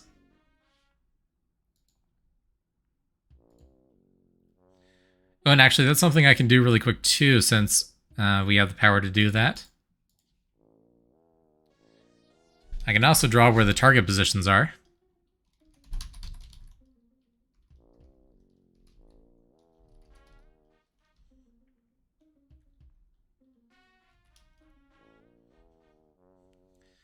So let's see. Target X, target Y, 5 pixels.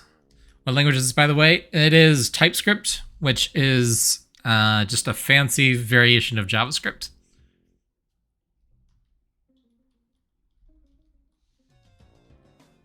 When I say target position, it's where they'll go and just permanently stop. Yep, that's currently how they work.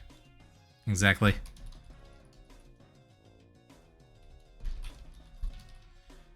So let's just really quick draw some circles.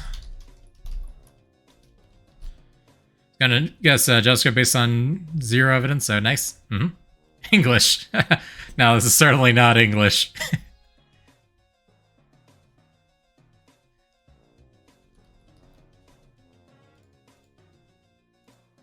There we go. Okay, I drew red dots where they're trying to get to, theoretically, except it looks like the positions aren't quite right.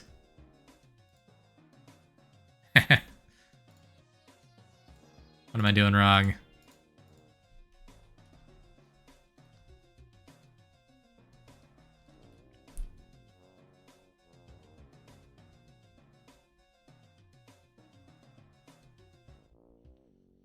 That should be the same.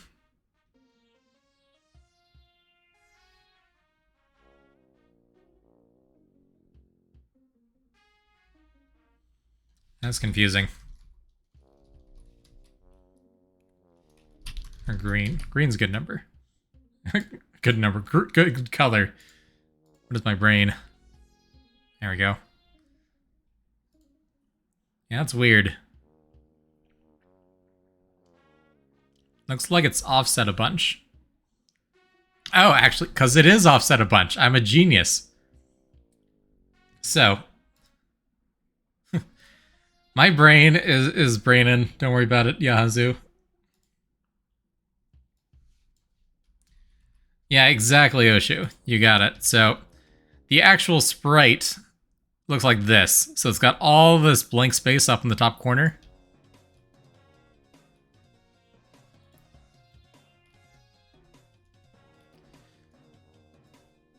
So actually, like this Pikmin here, the top corner of their sprite is actually all the way up here where this green dot is.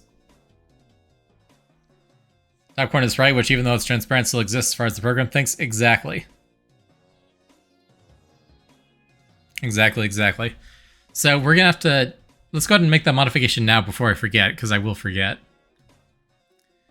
So currently I'm drawing these dots right where their actual coordinates are. And actually we can visualize that too. So if we just duplicate this really quick. So let's draw red circles for where the red Pikmin actually are. So instead of target X, we'll do target X, target Y.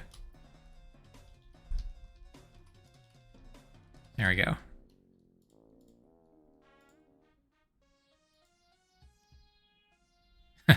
Oh, interesting.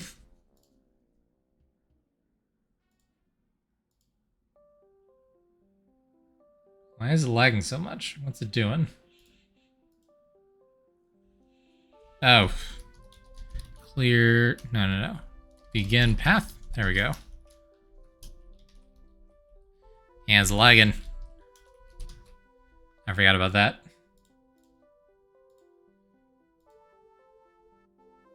That's better. I had to tell it to start a new shape instead of repeatedly adding circles to the same shape every frame. Yeah, so the red dots are where the Pikmin actually are. and the green dots are where they're trying to get to.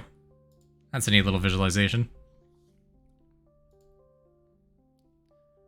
Oh, he's experimenting? Exactly. That's pretty much this process. So what we want to do is we want to offset the Pikmin sprites so that their kind of center of mass is on that dot instead of being way offset like that. So let's add some offsets to these sprites. Offset X. Offset Y.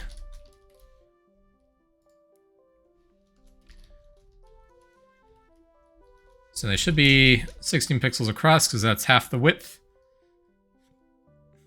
And then offset Y. Let's see. So we say like roughly there is center of mass. That is 53 pixels. Let's call it 52. Let's just copy and paste that for all the animations right now. Could tweak them if needed. Now when we draw the sprite, we can offset them some.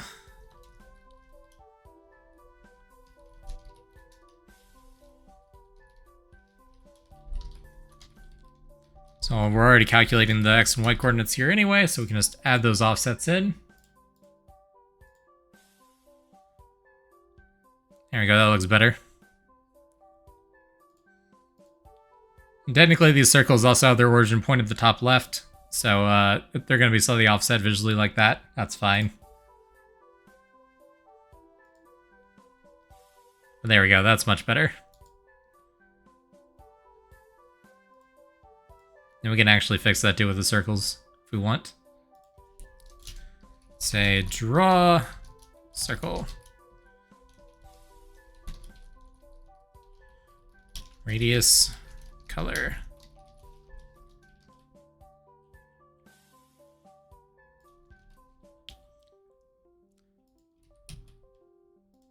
Draw the sprites? Didn't know you were such an artist. I am unfortunately not. The computer is doing the drawing for me. And it's not very creative, so it's kind of just drawing the colors that already... the sprites that already exist.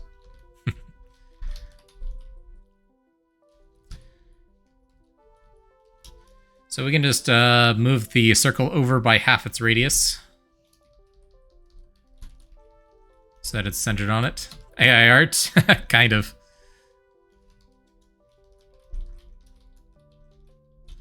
There we go. Now we can draw a circle. Target X. Y, 4 pixels across. Green.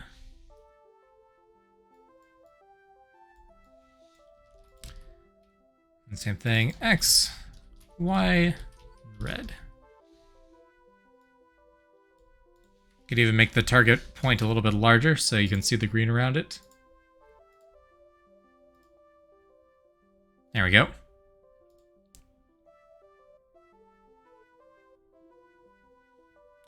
Your mac and cheese is done, so you're back on PC. Nice.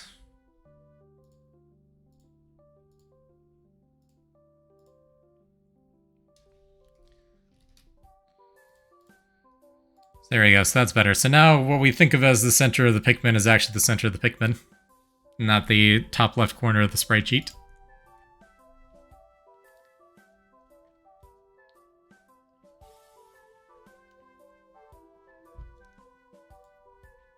Okay. They do be wiggling. Mm-hmm. Love these little guys. They're so cute. Okay. Anyone familiar with Pythagoras' theorem? Pythagorean theorem? The hypotenuse of a triangle? So unfortunately, it is a very common thing in 2D game programming. So currently we are moving on the X and Y axes separately. Pluck them. And we're gonna pluck them. They're Pikmin. But what we really want to do is we want to move along the hypotenuse of the triangle. Damn it. Sorry, Annika. Beat you to it. So if you think of like... Oh, we could also draw their starting positions, maybe. That'd be useful.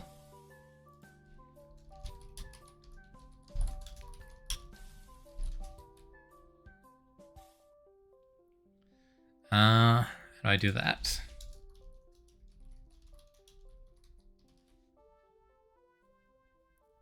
There's math involved. I know, right?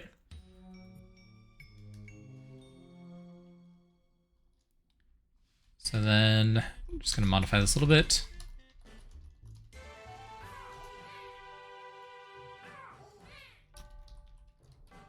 Oh, man.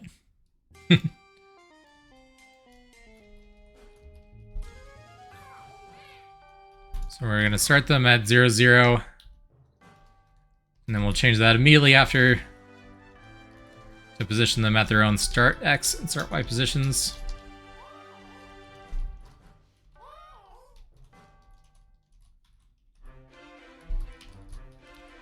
I need to stop looking at my side monitor. That's technically where the window actually is, but... Alright, same name. Same name. Fix that. Just P for a single Pikmin. And then Pikmin for all the Pikmin. Okay, there we go. And now we can draw a circle for the starting point.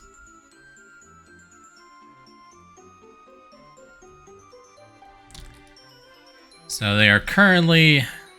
say yellow instead of red. Say start X, start Y are green, and then their stop point is red. Teacher tells them math is applied in everyday life and programming too? Yep. Oh, sorry for the ads.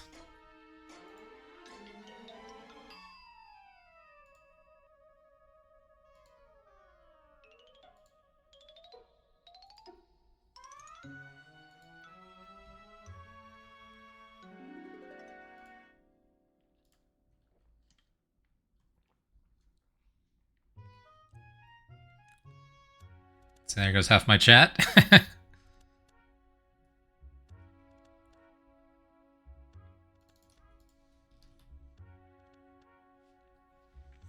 Wish how few VIP slots you got, you could make it so the VIPs are also immune to ads. That'd be a nice perk of it, other than just the badge.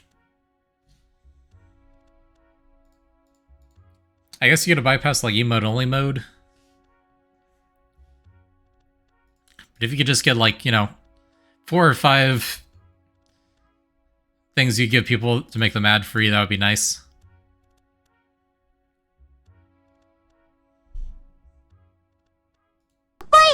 Boyo!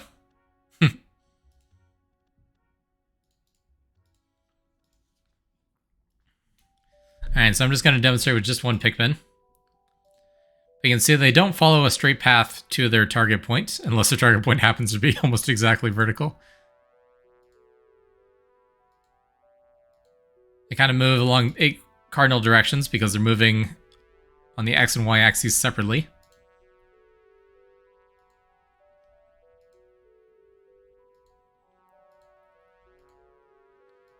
And what we really want to do is we want to move along the direct path between these 2 points. Right? Well, the direct path is the hypotenuse of a triangle, where one side is the difference in the y coordinates, so this imaginary line here, and then the other side of the triangle is the horizontal line, the difference in the x coordinates from here to here, and the hypotenuse is the hypotenuse of that triangle, which is the direct path between these 2 points. Does that make sense? Kind of creating an imaginary triangle out of the difference between the x and y directions we have to go. The horizontal and vertical directions. And that'll give us, if we do the whole a squared, b squared, c squared thing. Can't believe Hawk is using beta words to confuse us, oh no. I don't know if it makes sense. Basically, just imagine we're making a triangle, right? One side of the triangle is this vertical line here. It goes from the goal down to where the start point is. And the other line is from here to where the start point is along this axis.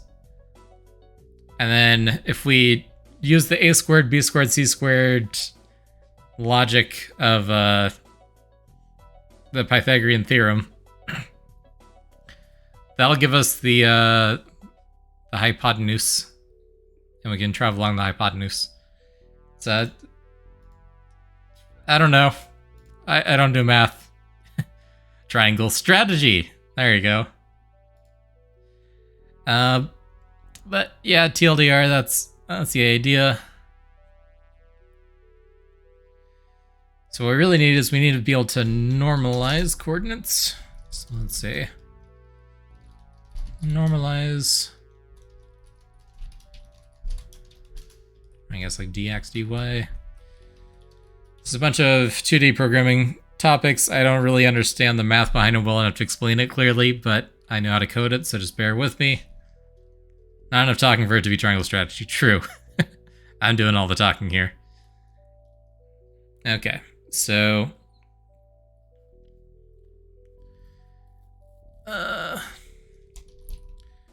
const distance is the square root of a squared plus b squared. Dx times dux plus dy times dy.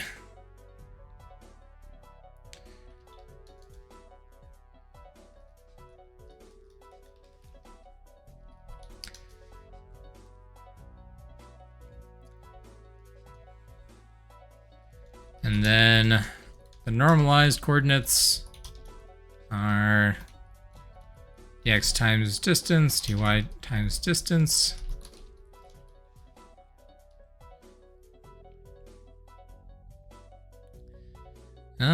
Maybe I should do this as an array. So I could rename the coordinates easier.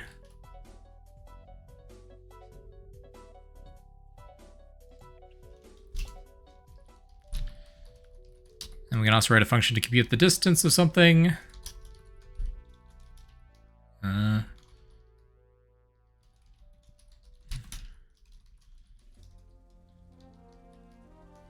First coordinate, x and y.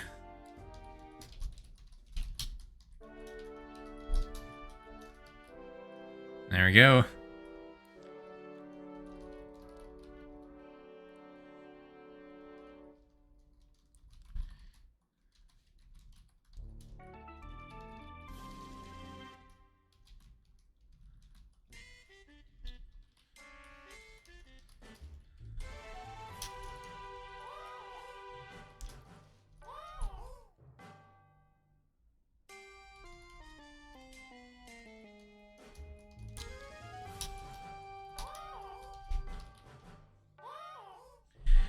So we're going to be working a lot with 2D coordinates, so I'll just write some helper functions to work with those.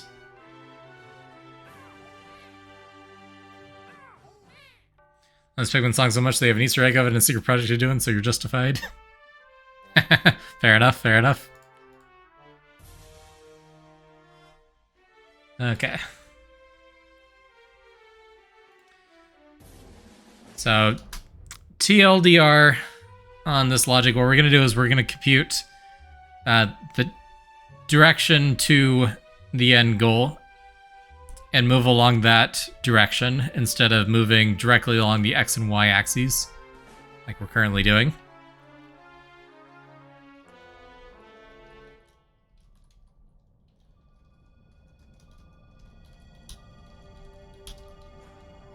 Let's see. Actually, no, we did want those. Your X and your Y.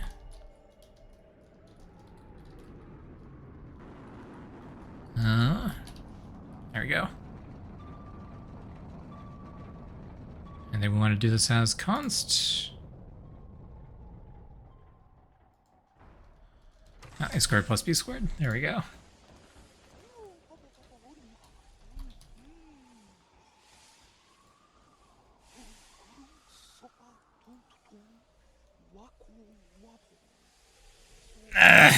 All right.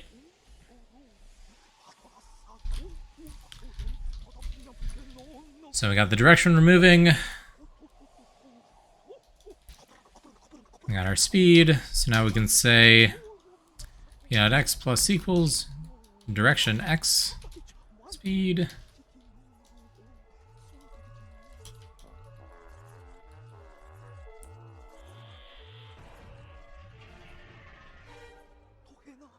Right in the Pikmin 2 intro cutscene.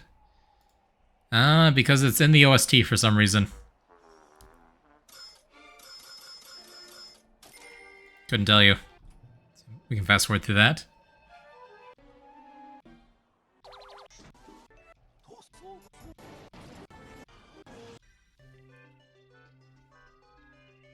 There we go.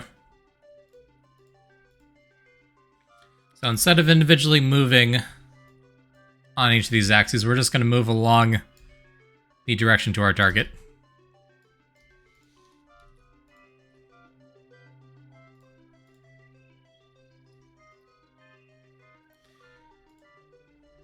So now our sprite will continue using that logic, but the facing direction will use that logic, but movement will just be along that direction. There we go. So now you can see the Pikmin follows a straight line to its target, instead of moving on each axis separately. Now you can see it does freak out when it gets to the end, because it can't quite line up with its target point. And we'll fix that next. So there's no point in moving further than the actual distance that we need to travel. So we can clamp this. Let's see. That's tab min. It's either this full speed that we want to move, or the difference between our target point and our current point, whichever is smaller. So if our speed would cause us to overshoot, basically we're gonna not overshoot and just move exactly how much we need to.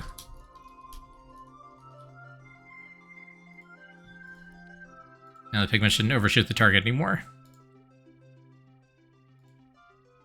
Okay, now it disappears. Interesting.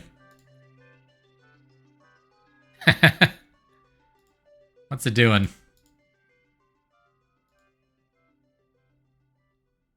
Direction 3.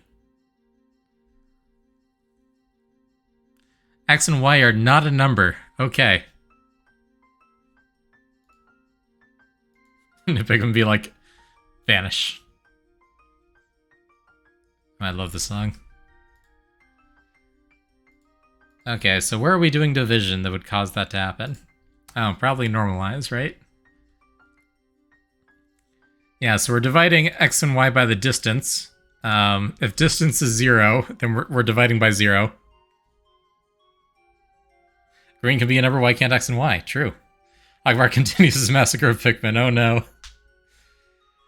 Okay, so if distance is 0, then we can't do division by 0. So we'll just say that there is no direction to be had. We're already at where we need to be.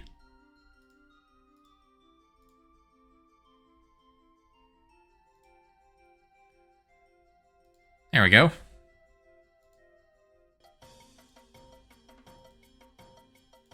So the Pikmin now walks to his destination. Ba-dum bum bum ba-dum bum bum.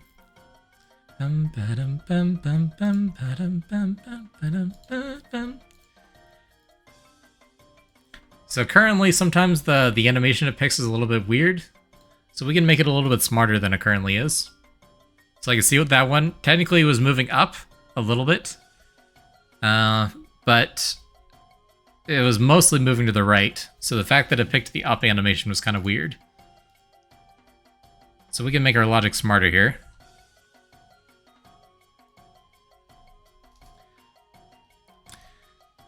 So if it is moving more vertically than it is horizontally, we can use that to pick which animation to play.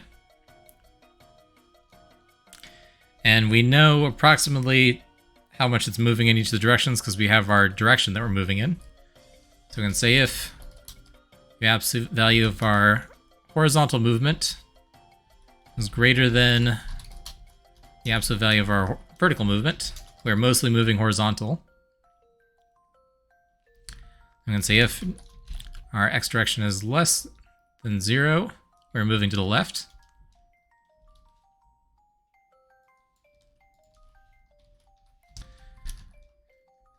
And if we're moving greater than 0, we're moving to the right. Otherwise, if we are not moving more horizontally than we are vertically, then if our vertical direction is less than 0, we're moving up.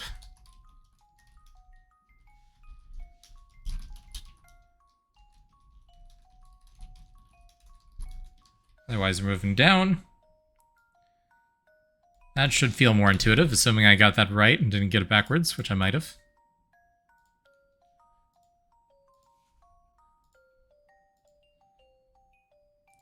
There we go. It gets a little bit weird towards the end, but that feels better.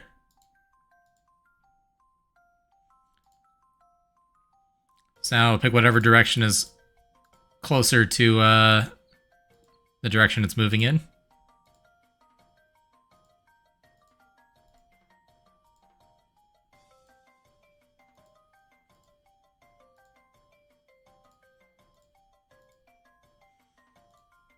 Now we just need it to relax when it gets to the end.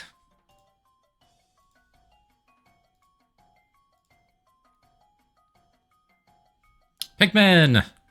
The Pikmin do be Pikmin-ing.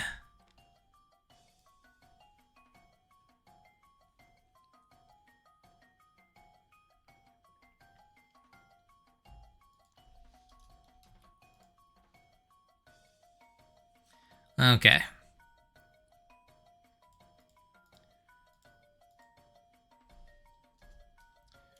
Say const distance is the distance between its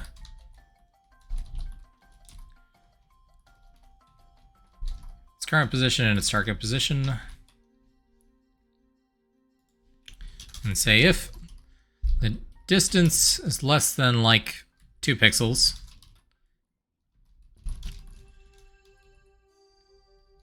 then we just always look down.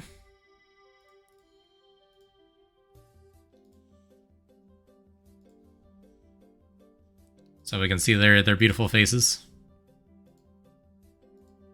There we go. That looks pretty solid, right? Now we can go back to drawing a bunch of them again.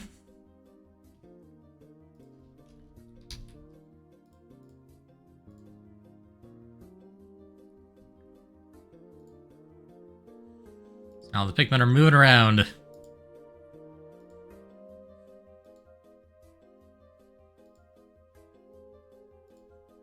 Pretty solid, if I do say so myself. Now we can see what it looks like without all of the debug circles. Let's comment those out real quick. Actually, let me do it this way. There we go.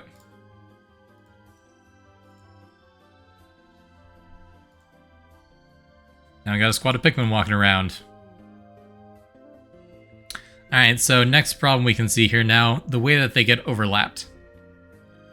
So logically, if we're looking at this like a kind of like an overhead isometric view sort of thing, then you'd expect that Pikmin that are further back would be behind the Pikmin that are further forward. But obviously that's not happening here. And that's because the way our code is going, we're just looping through all the Pikmin that we have and just drawing them in the order they were created, basically. So sometimes they get drawn on top of each other in ways you wouldn't expect. So what we're going to have to do is we're going to have to sort our list of Pikmin to make sure that Pikmin that should be behind other Pikmin are always drawn first, and then other Pikmin get drawn on top of them later.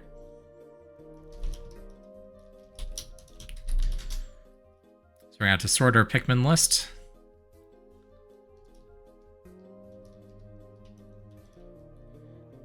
And the trick here is we want to sort by the Y coordinate. That'll tell us how far back versus forward that they are.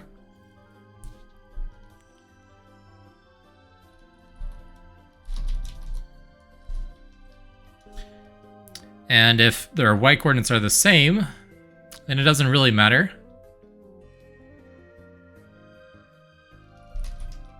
We'll just return 0 there. Thanks to the hydrate.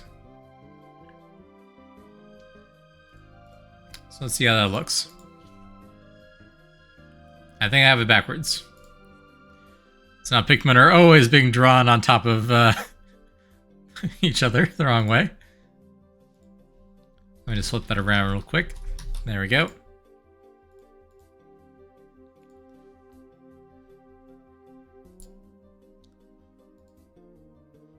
So now if a Pikmin walks through another Pikmin, then they will show up behind them correctly. There we go. Starting to look like actual Pikmin walking around on a field.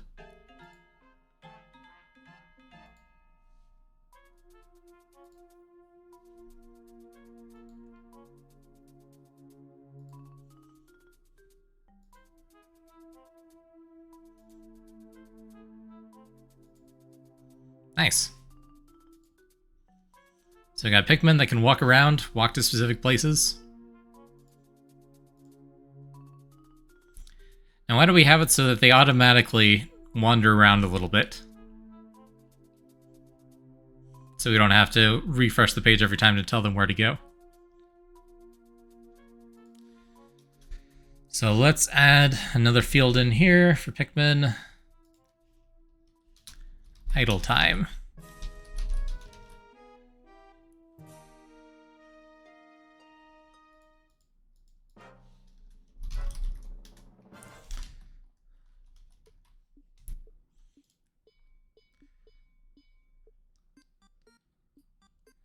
And then we're going to start adding some gameplay logic here that we want to run every frame. So instead of putting that in the redraw function, because this isn't really drawing related, let's split things up a little bit. Let's make an update function. Then our update function will call our redraw function.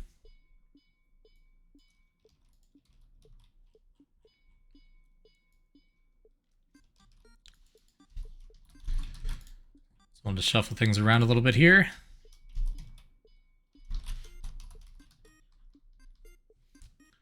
Let's see, we were using delta time there. So let's just rip out this code here, I think.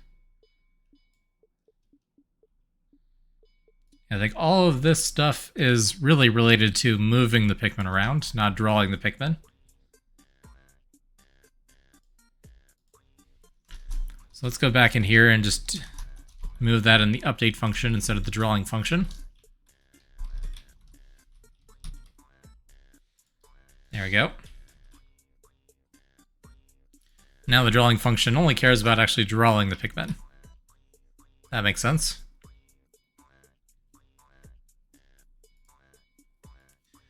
So now for each Pikmin, we can check to see if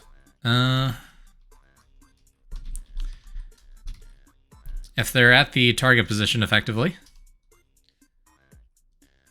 And we can check to see if they've been idle.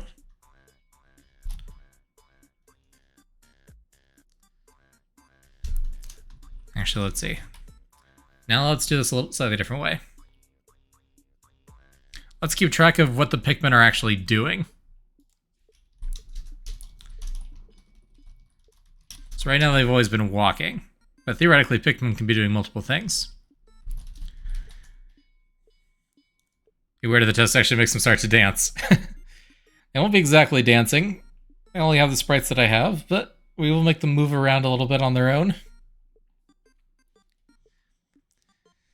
So, by default, Pikmin are idle. They're just sitting there, doing nothing. Go figure. Pikmin can also be moving around. Paranoid mosquitoes sing your curse in the middle of my screen. Maybe you wonder if it was one from afar. Oh no, I'm sorry. So Pikmin can be idle or they can be moving around. That works.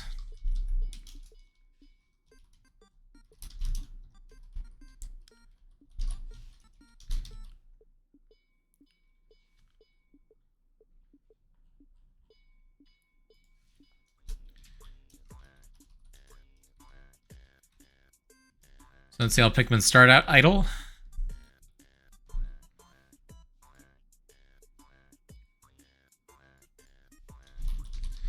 And in fact, their starting position, I guess it's always random, yeah.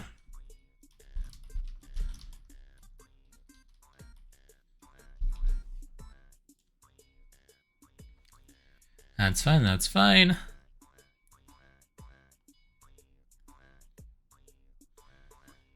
Alright, now, so we have all this logic for getting the target. We can wrap all this if Pikmin's state is moving, then they do all the moving stuff.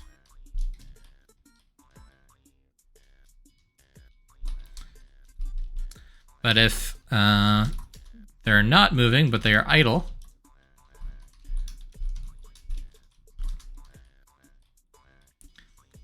and then if our current time is past the idle timer, which usually will be, then we'll change them from being idle to moving,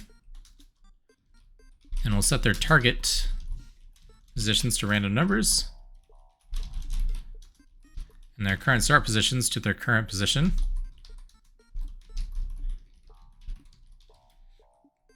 There we go. And then they'll switch to moving. They move all this logic in, so when they're moving, they do all this stuff.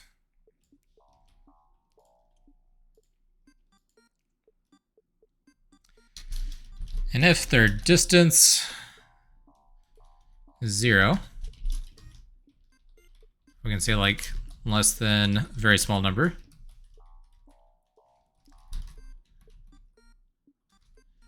Then they become idle. And they will stay idle.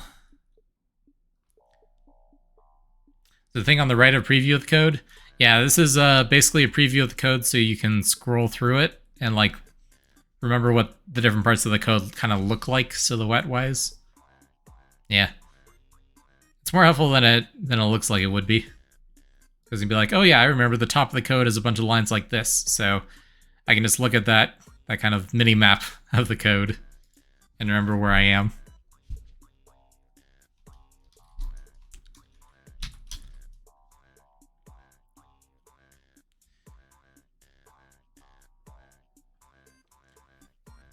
I can actually do this slightly differently.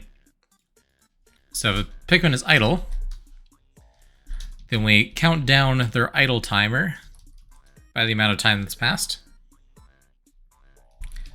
And if their idle timer reaches 0, we need to add a marker to it so we know which way is north. Yes, of course. Then they start moving. If they finish moving, then they become idle, and we say they stay idle for like between 1 and 10 seconds.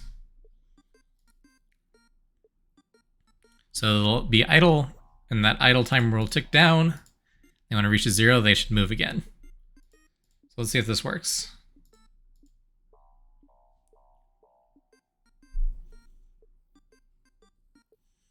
There we go, now the Pikmin are wandering around a little bit.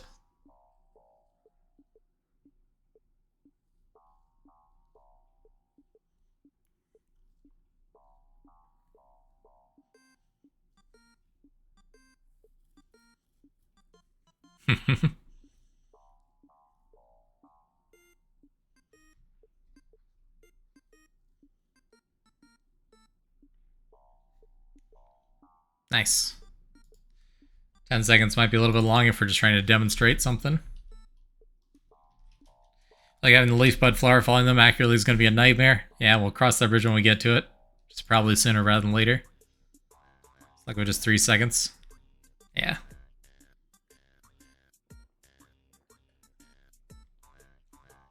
So now our Pikmin wander around. So that's fun.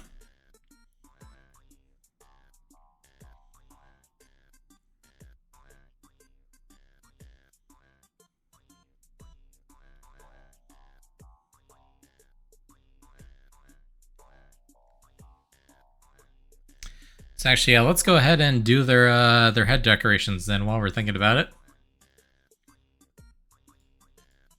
We now have AI Pikmin that walk around. So that's pretty cool. Pretty good progress for one day.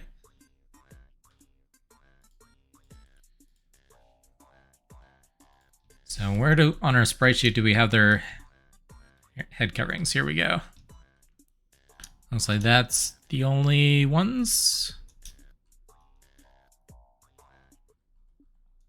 Yeah. I don't know what's up with the neon Pikmin here. I guess it could be electrocuted Pikmin. I don't think so, though.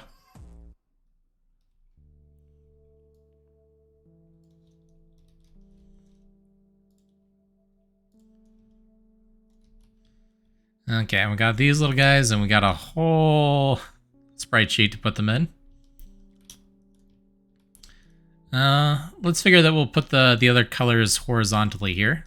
So we'll just stick these in the corner over here.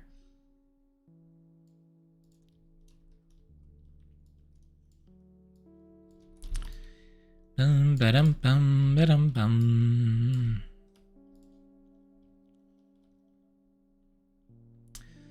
Okay, and we'll put them on the center point here just to line them up.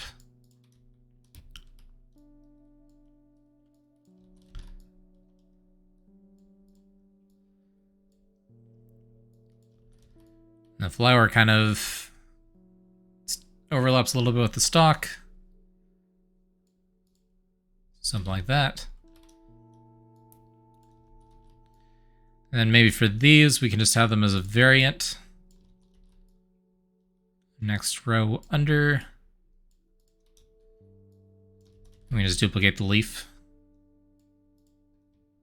That should be fine.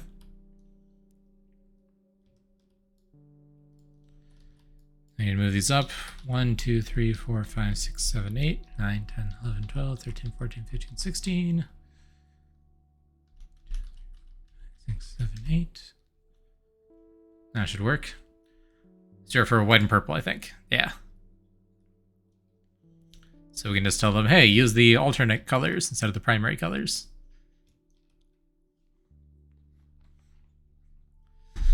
Okay. So save this. Yeah, now for the fun part, getting these to line up.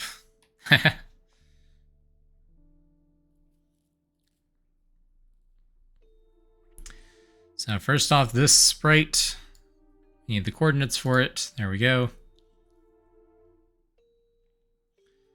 0, 256, 32, 32.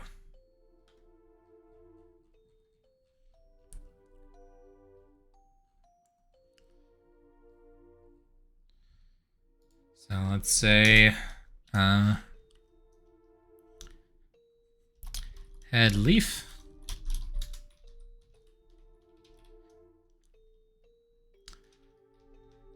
This doesn't have directions. Just say head leaf.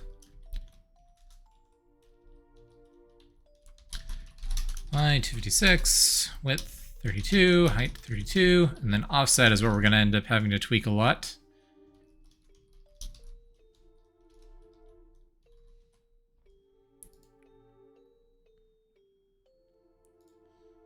Yeah, I'll just leave that as defaults and line it up after that. Frames, just 1. FPS doesn't matter.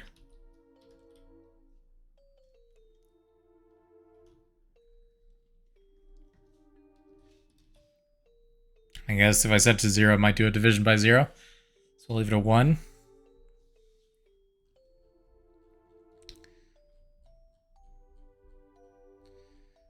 Okay.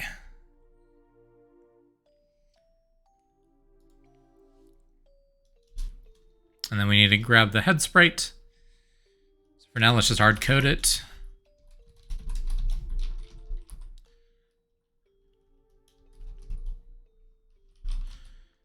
Sprite.head.leaf. Time. Pikmin anim offset. So that's not going to be lined up at all. Not even close. That's an option.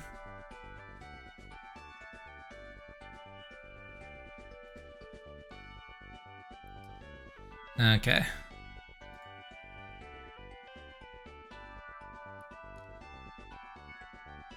So the offset should be...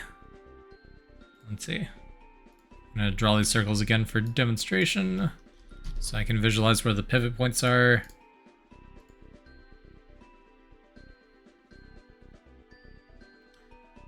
Mostly listening instead of watching, but that server thought they're holding limes instead of being leaves. And the leaves are just in the wrong places.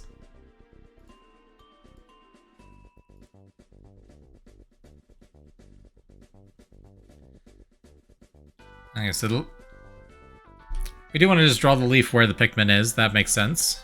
So then we just need to offset it a bunch.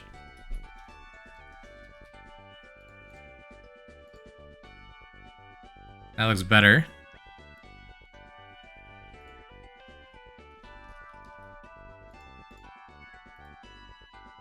That's a little bit too high. Leaf limes, yep. That's almost the right height. A few pixels short.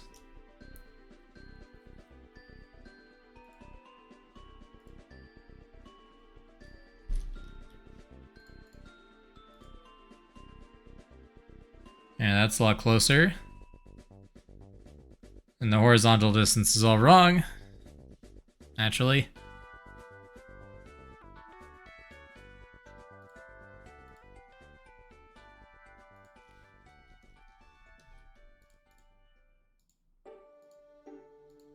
There we go, that's close. Okay, I need them to stop moving around so much.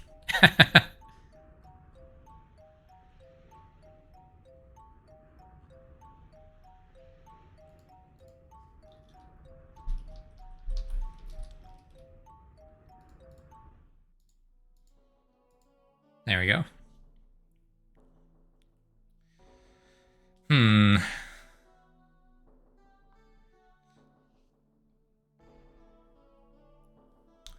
Yep.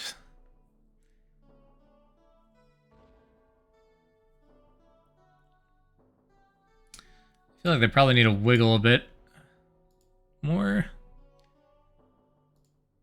Feels weird having the leaf static like that.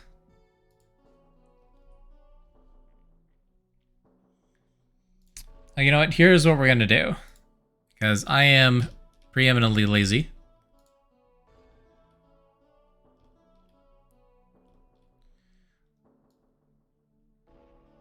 We are just going to make an invisible Pikmin that just has the leaf and nothing else.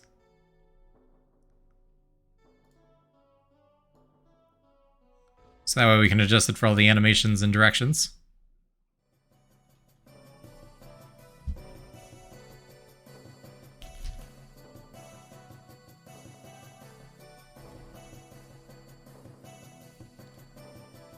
Is this an excessive amount of duplication? Yes. Do I care? Not particularly.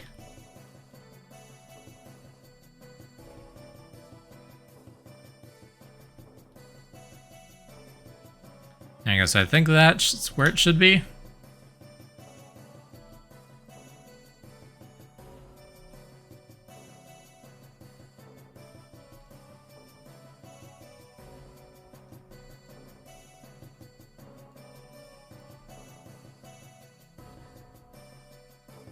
Oh wait, I need to actually make the Pikmin invisible first. That would be important. I'm just gonna make this as a new layer.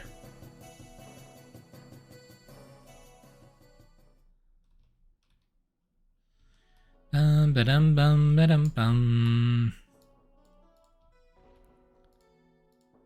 Perfect.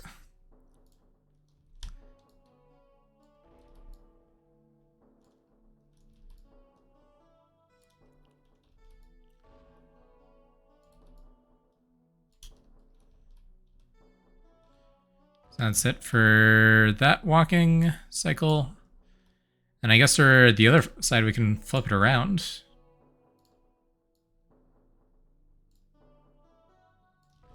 For the behind frames.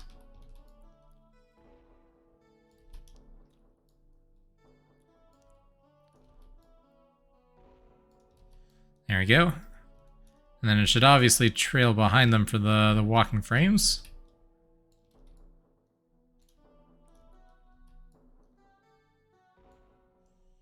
And that's going to stick out into the other person's space. That's awkward.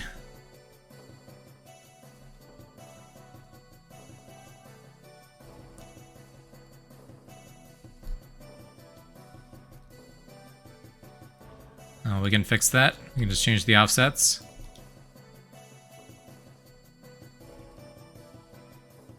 There we go.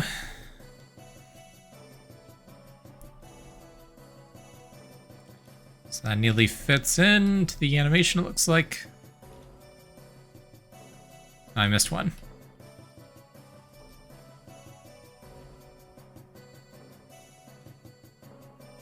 There we go. See how many pixels would I have to offset for this to fit? 3 pixels. Yeah, I should probably just leave the center of mass where it is.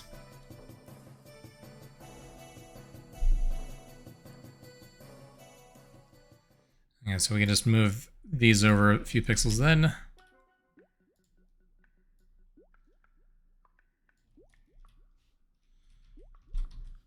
Four pixels, let's say. Same with these guys.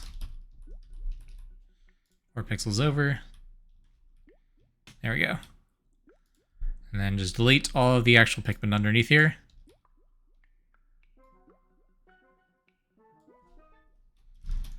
There we go. Now we have just the leaf floating there.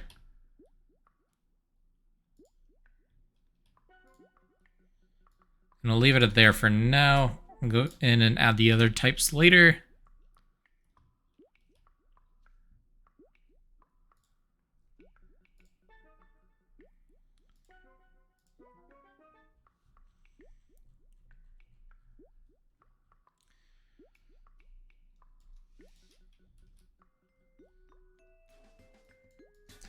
So now we can just copy all of Pikmin Red. CD Pikmin Red. And say Pikmin Leaf. Still have all the animations, same FPS. Just change some of the offsets. Yeah, the right frames need to be offset by another 4 pixels.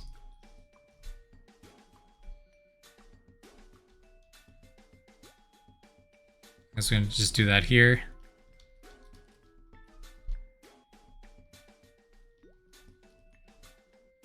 These need to be 4 pixels more.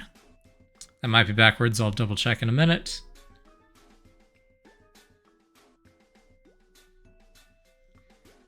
And then we need to put X offset on all of these of, what is it?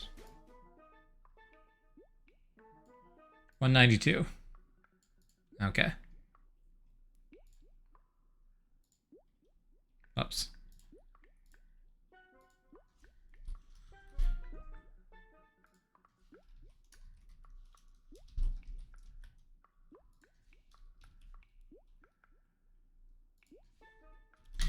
There we go.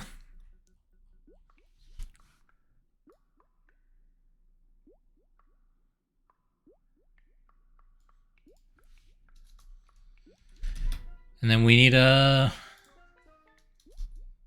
another thing for this. Pikmin. What would you call this? Their bloom state?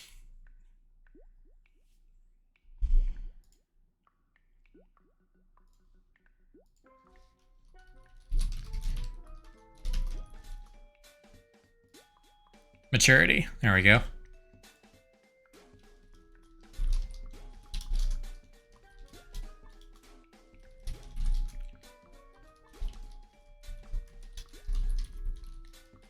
I never asked, but just out of curiosity, what made you want to start coding and stuff?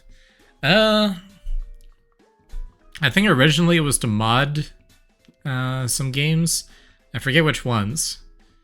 Probably one of the Star Wars games I had. I know some of the earliest ones I really played with were Free Space 2 and Star Wars X-Wing vs. TIE Fighter that had a scenario editor. What else? And I just also dabbled in a lot of just like free like game creator software, most of which wasn't very good. And I didn't really know what I was doing with them. I don't know. I just like always wanted to do game development, and programming is pretty essential to that. And then I just really enjoyed it when I started doing it, so I latched onto it. I don't know.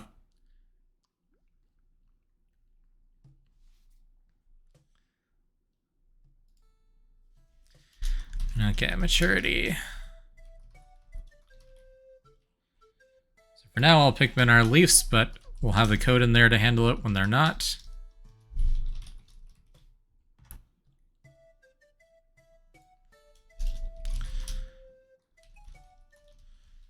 Is Pikmin color sprites? Pikmin maturity 0 is technically not a thing. Yes. So that value is there so I can be able to print if like a value isn't set correctly, but it should never actually be set to none.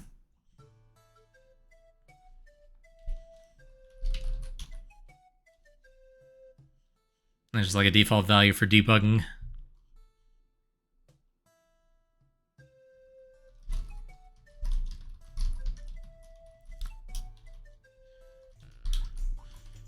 Pikmin maturity, direction, sprite definition.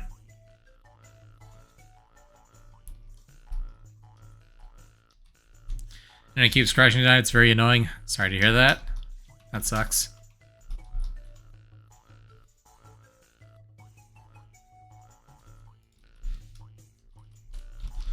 Sprites dot Pikmin leaf.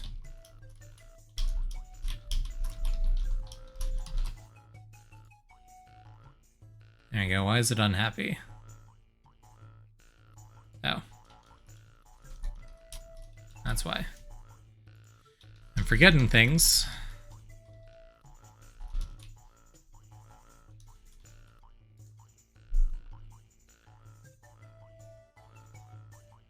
There we go.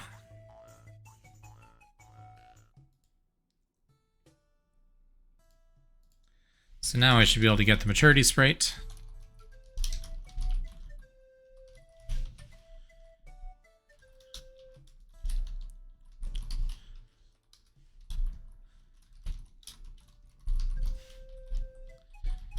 And draw that in sync with the main one. You can call that one color sprite to differentiate. Okay, draw is nothing. Cool, cool. Did I forget to export this? No.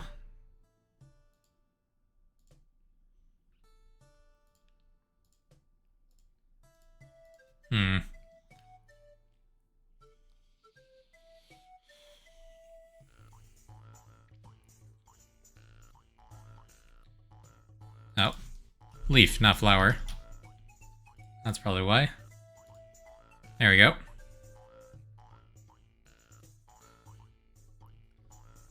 So even though I explicitly lined it up in the editor, it is not in fact centered.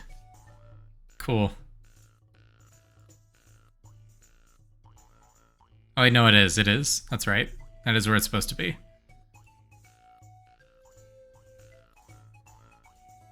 It looks like the horizontal ones are off. I think I just need to fix those offsets.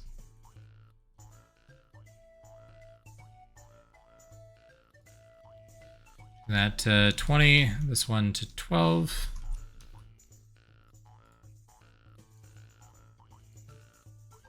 There we go. So now their leaf follows them.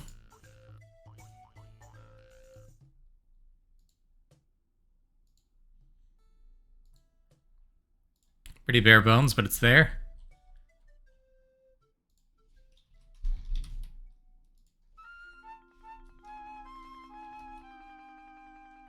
Da, dun, da, da, da, da, da. As long as it works. Exactly. Exactly. Got a new Pikmin type. So we did. Olimar died. Pepe hands. I mean, that too. We still don't have Olimar in our game yet.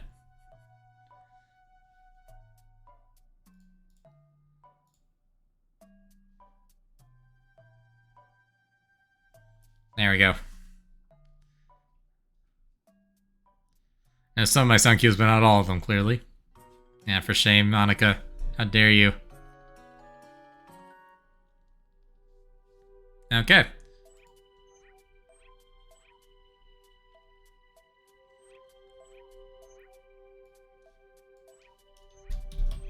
Let's comment out those debug circles again, so we can just have clean Pikmin walking around.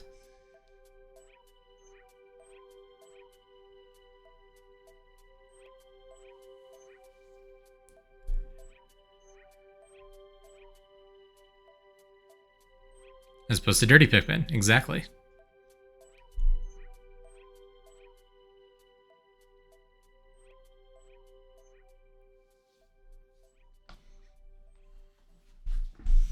Cool, so that's the basic idea. We can just keep extending that with additional behaviors. Ugh. On the one hand, this is a lot of progress. On the other hand, this is not a huge amount of progress. Not much of a game yet. But we have Pikmin that walk around, so that's cool.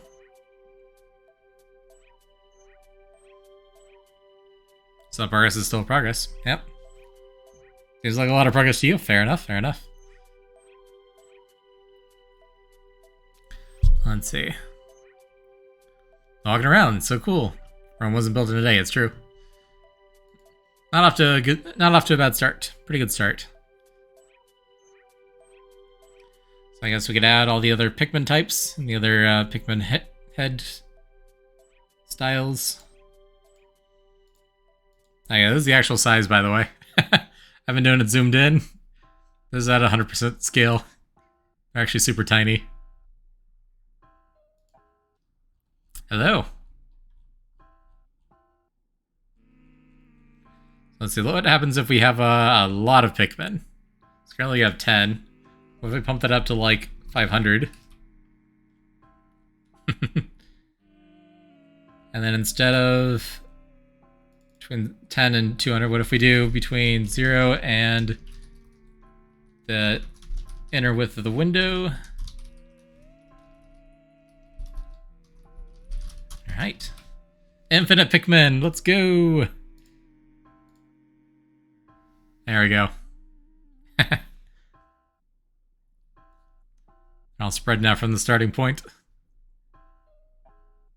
Look at them go!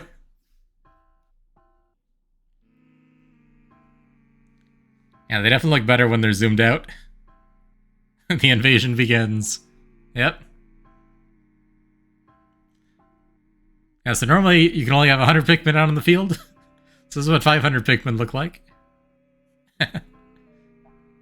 So they will invade Earth, humanity is doomed. I'll praise the Pikmin.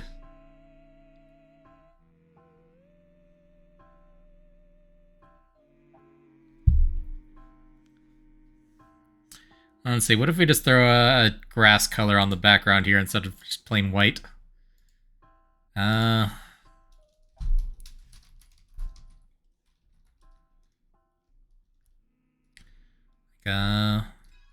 green. I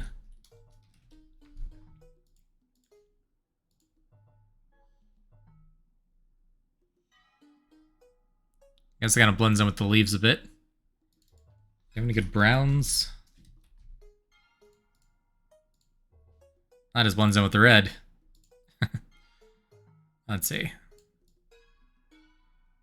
I have like a desaturated green here. A little bit darker.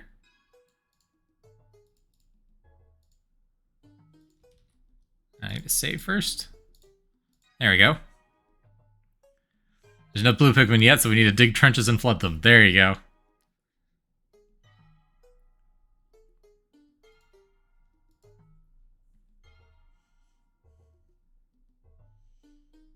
So yeah, you could already load this up as a OBS browser source and just have Pikmin walking around.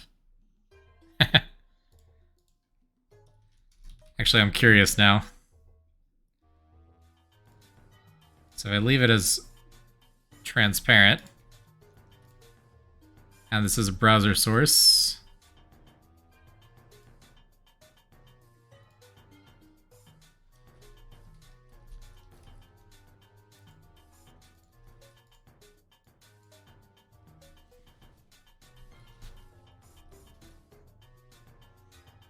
Haha.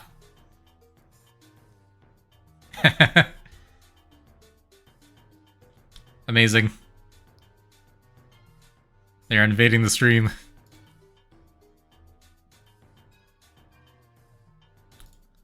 Let's see, and they're just a regular browser source too, so I can put them under stuff. So I can rearrange it, put them behind the chat boxes.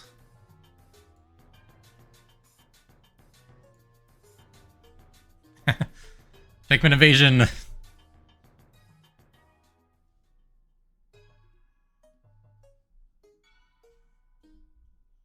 That's fun. There's so many of them. Alrighty. Well, let's not do that for now. Just having to reload that every time will be tedious. How many did it generate? This is 500 of them.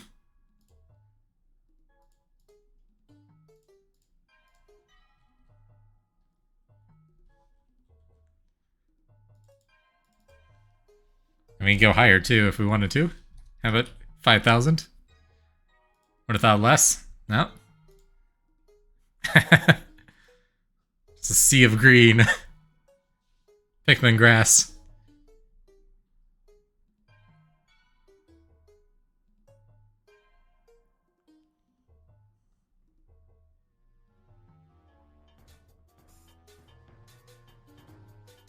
It's that one movie where the vegetation is killing people. There you go. That grass is greener, was greener on the other Pikmin. Something like that.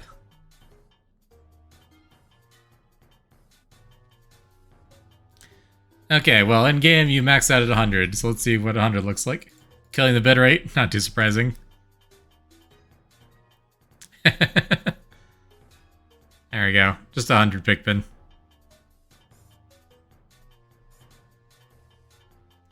There we go, a lot fewer changes on screen now.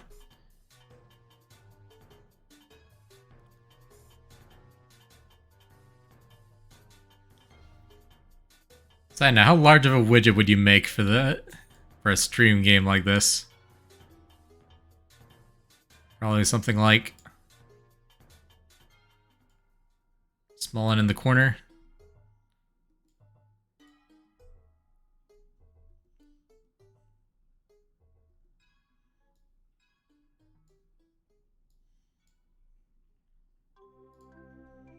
That's not too bad.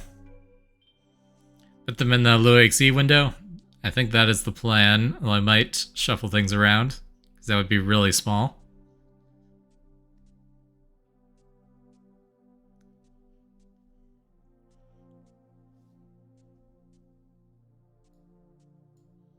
Yeah, I could replace both of those.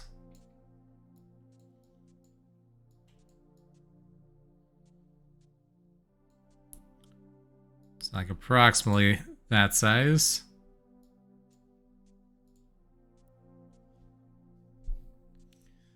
You can do it, you know, with a transparent background too, so you can make it so like you need to have them invade the screen for like 5 minutes. There you go.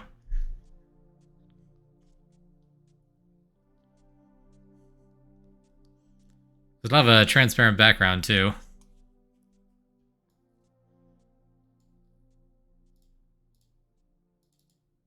There's so many. Fresh browser source and scene becomes active. Shutdown source when not visible. There we go.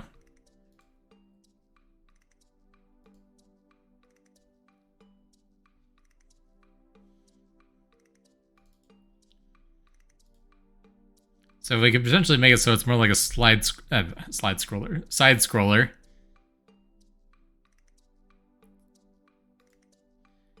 Or someone type of vital and others below Lua, because some of my sources are ordered weirdly. That's why.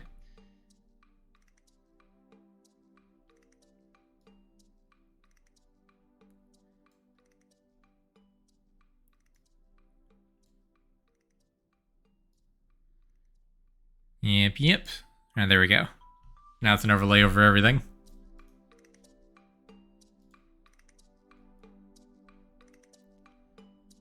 So they're going and saying hi to chat. I actually kind of do dance in place a little bit because they're still animating the walking cycle, but they're not moving. So it kind of looks like they're just like dancing from a distance.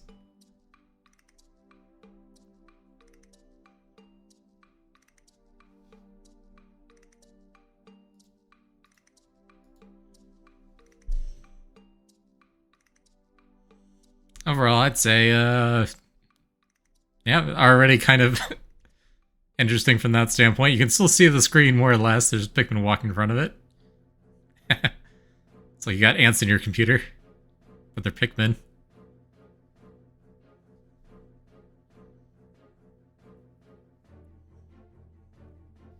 Oh no. It's this song. I was interested than I thought it'd be, honestly. Yeah, with only 100 Pikmin, it's not too bad. Getting attacked by the water wraith, yep. Can now imagine, like, just random, like, pellet posies popping up on screen, and the Pikmin go and attack them. You know, like, dragging things around on your screen to grab treasures. Like, you probably don't want to do that when you're, like, doing something, like, super serious, but for, like, a just chatting stream, that could be fun.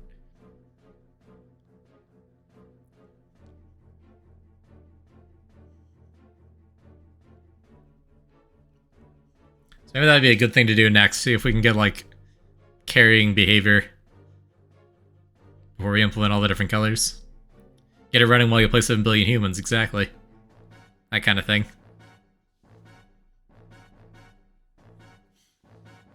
It's like, there's not enough Pikmin. Someone redeems. Okay, pellet posy spawns. And now they go and get that. And now you got 3 more Pikmin running around. And someone else spawns a Bulborb, and then it eats a bunch of the Pikmin. Change the script so they take the form of Louis. Well, you can set up Louis animations too. But his sprites might be differently sized from the Pikmin.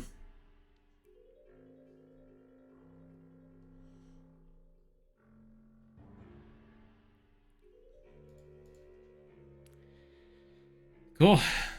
I think we'll probably wrap it up for today.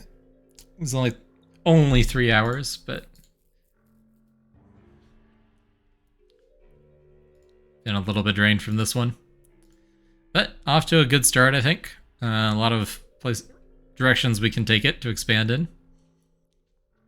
I got animated little Pikmin walking around. It's pretty cute. You like the programming stream? Cool. Well, plan is to do these on Sundays when I don't have other collabs going on. I think I do have 3 different collabs in various states of progress at the moment, but I'm not sure which weekends those will be on. But if we're not doing a collab, then we'll be doing this. Or if there's a game that I really want to stream and don't want to use a Tuesday or Friday slot for, but that should be less common at this point. So at least one of those back to Portal 2. Yep. So finishing Portal 2 with Schwinn. And then another one that was suggested to me in my Discord. And then another one that I got a DM for not too long ago. So, Akbar is popular, apparently. We're gonna have to add enemies and all kinds of stuff. A lot of things that have been said in your Discord, can't remember that much. Yep, I'm being intentionally vague. You'll see soon enough. Alrighty, well, let's find ourselves a raid target.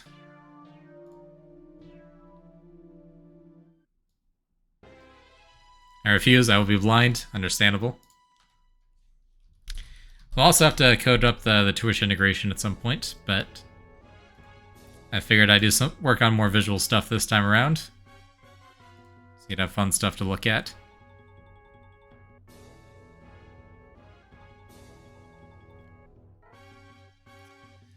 Irvin's playing Resident Evil 2. Sure.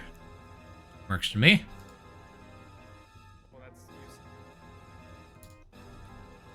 Super intense boss music. Yeah, that sounds about appropriate.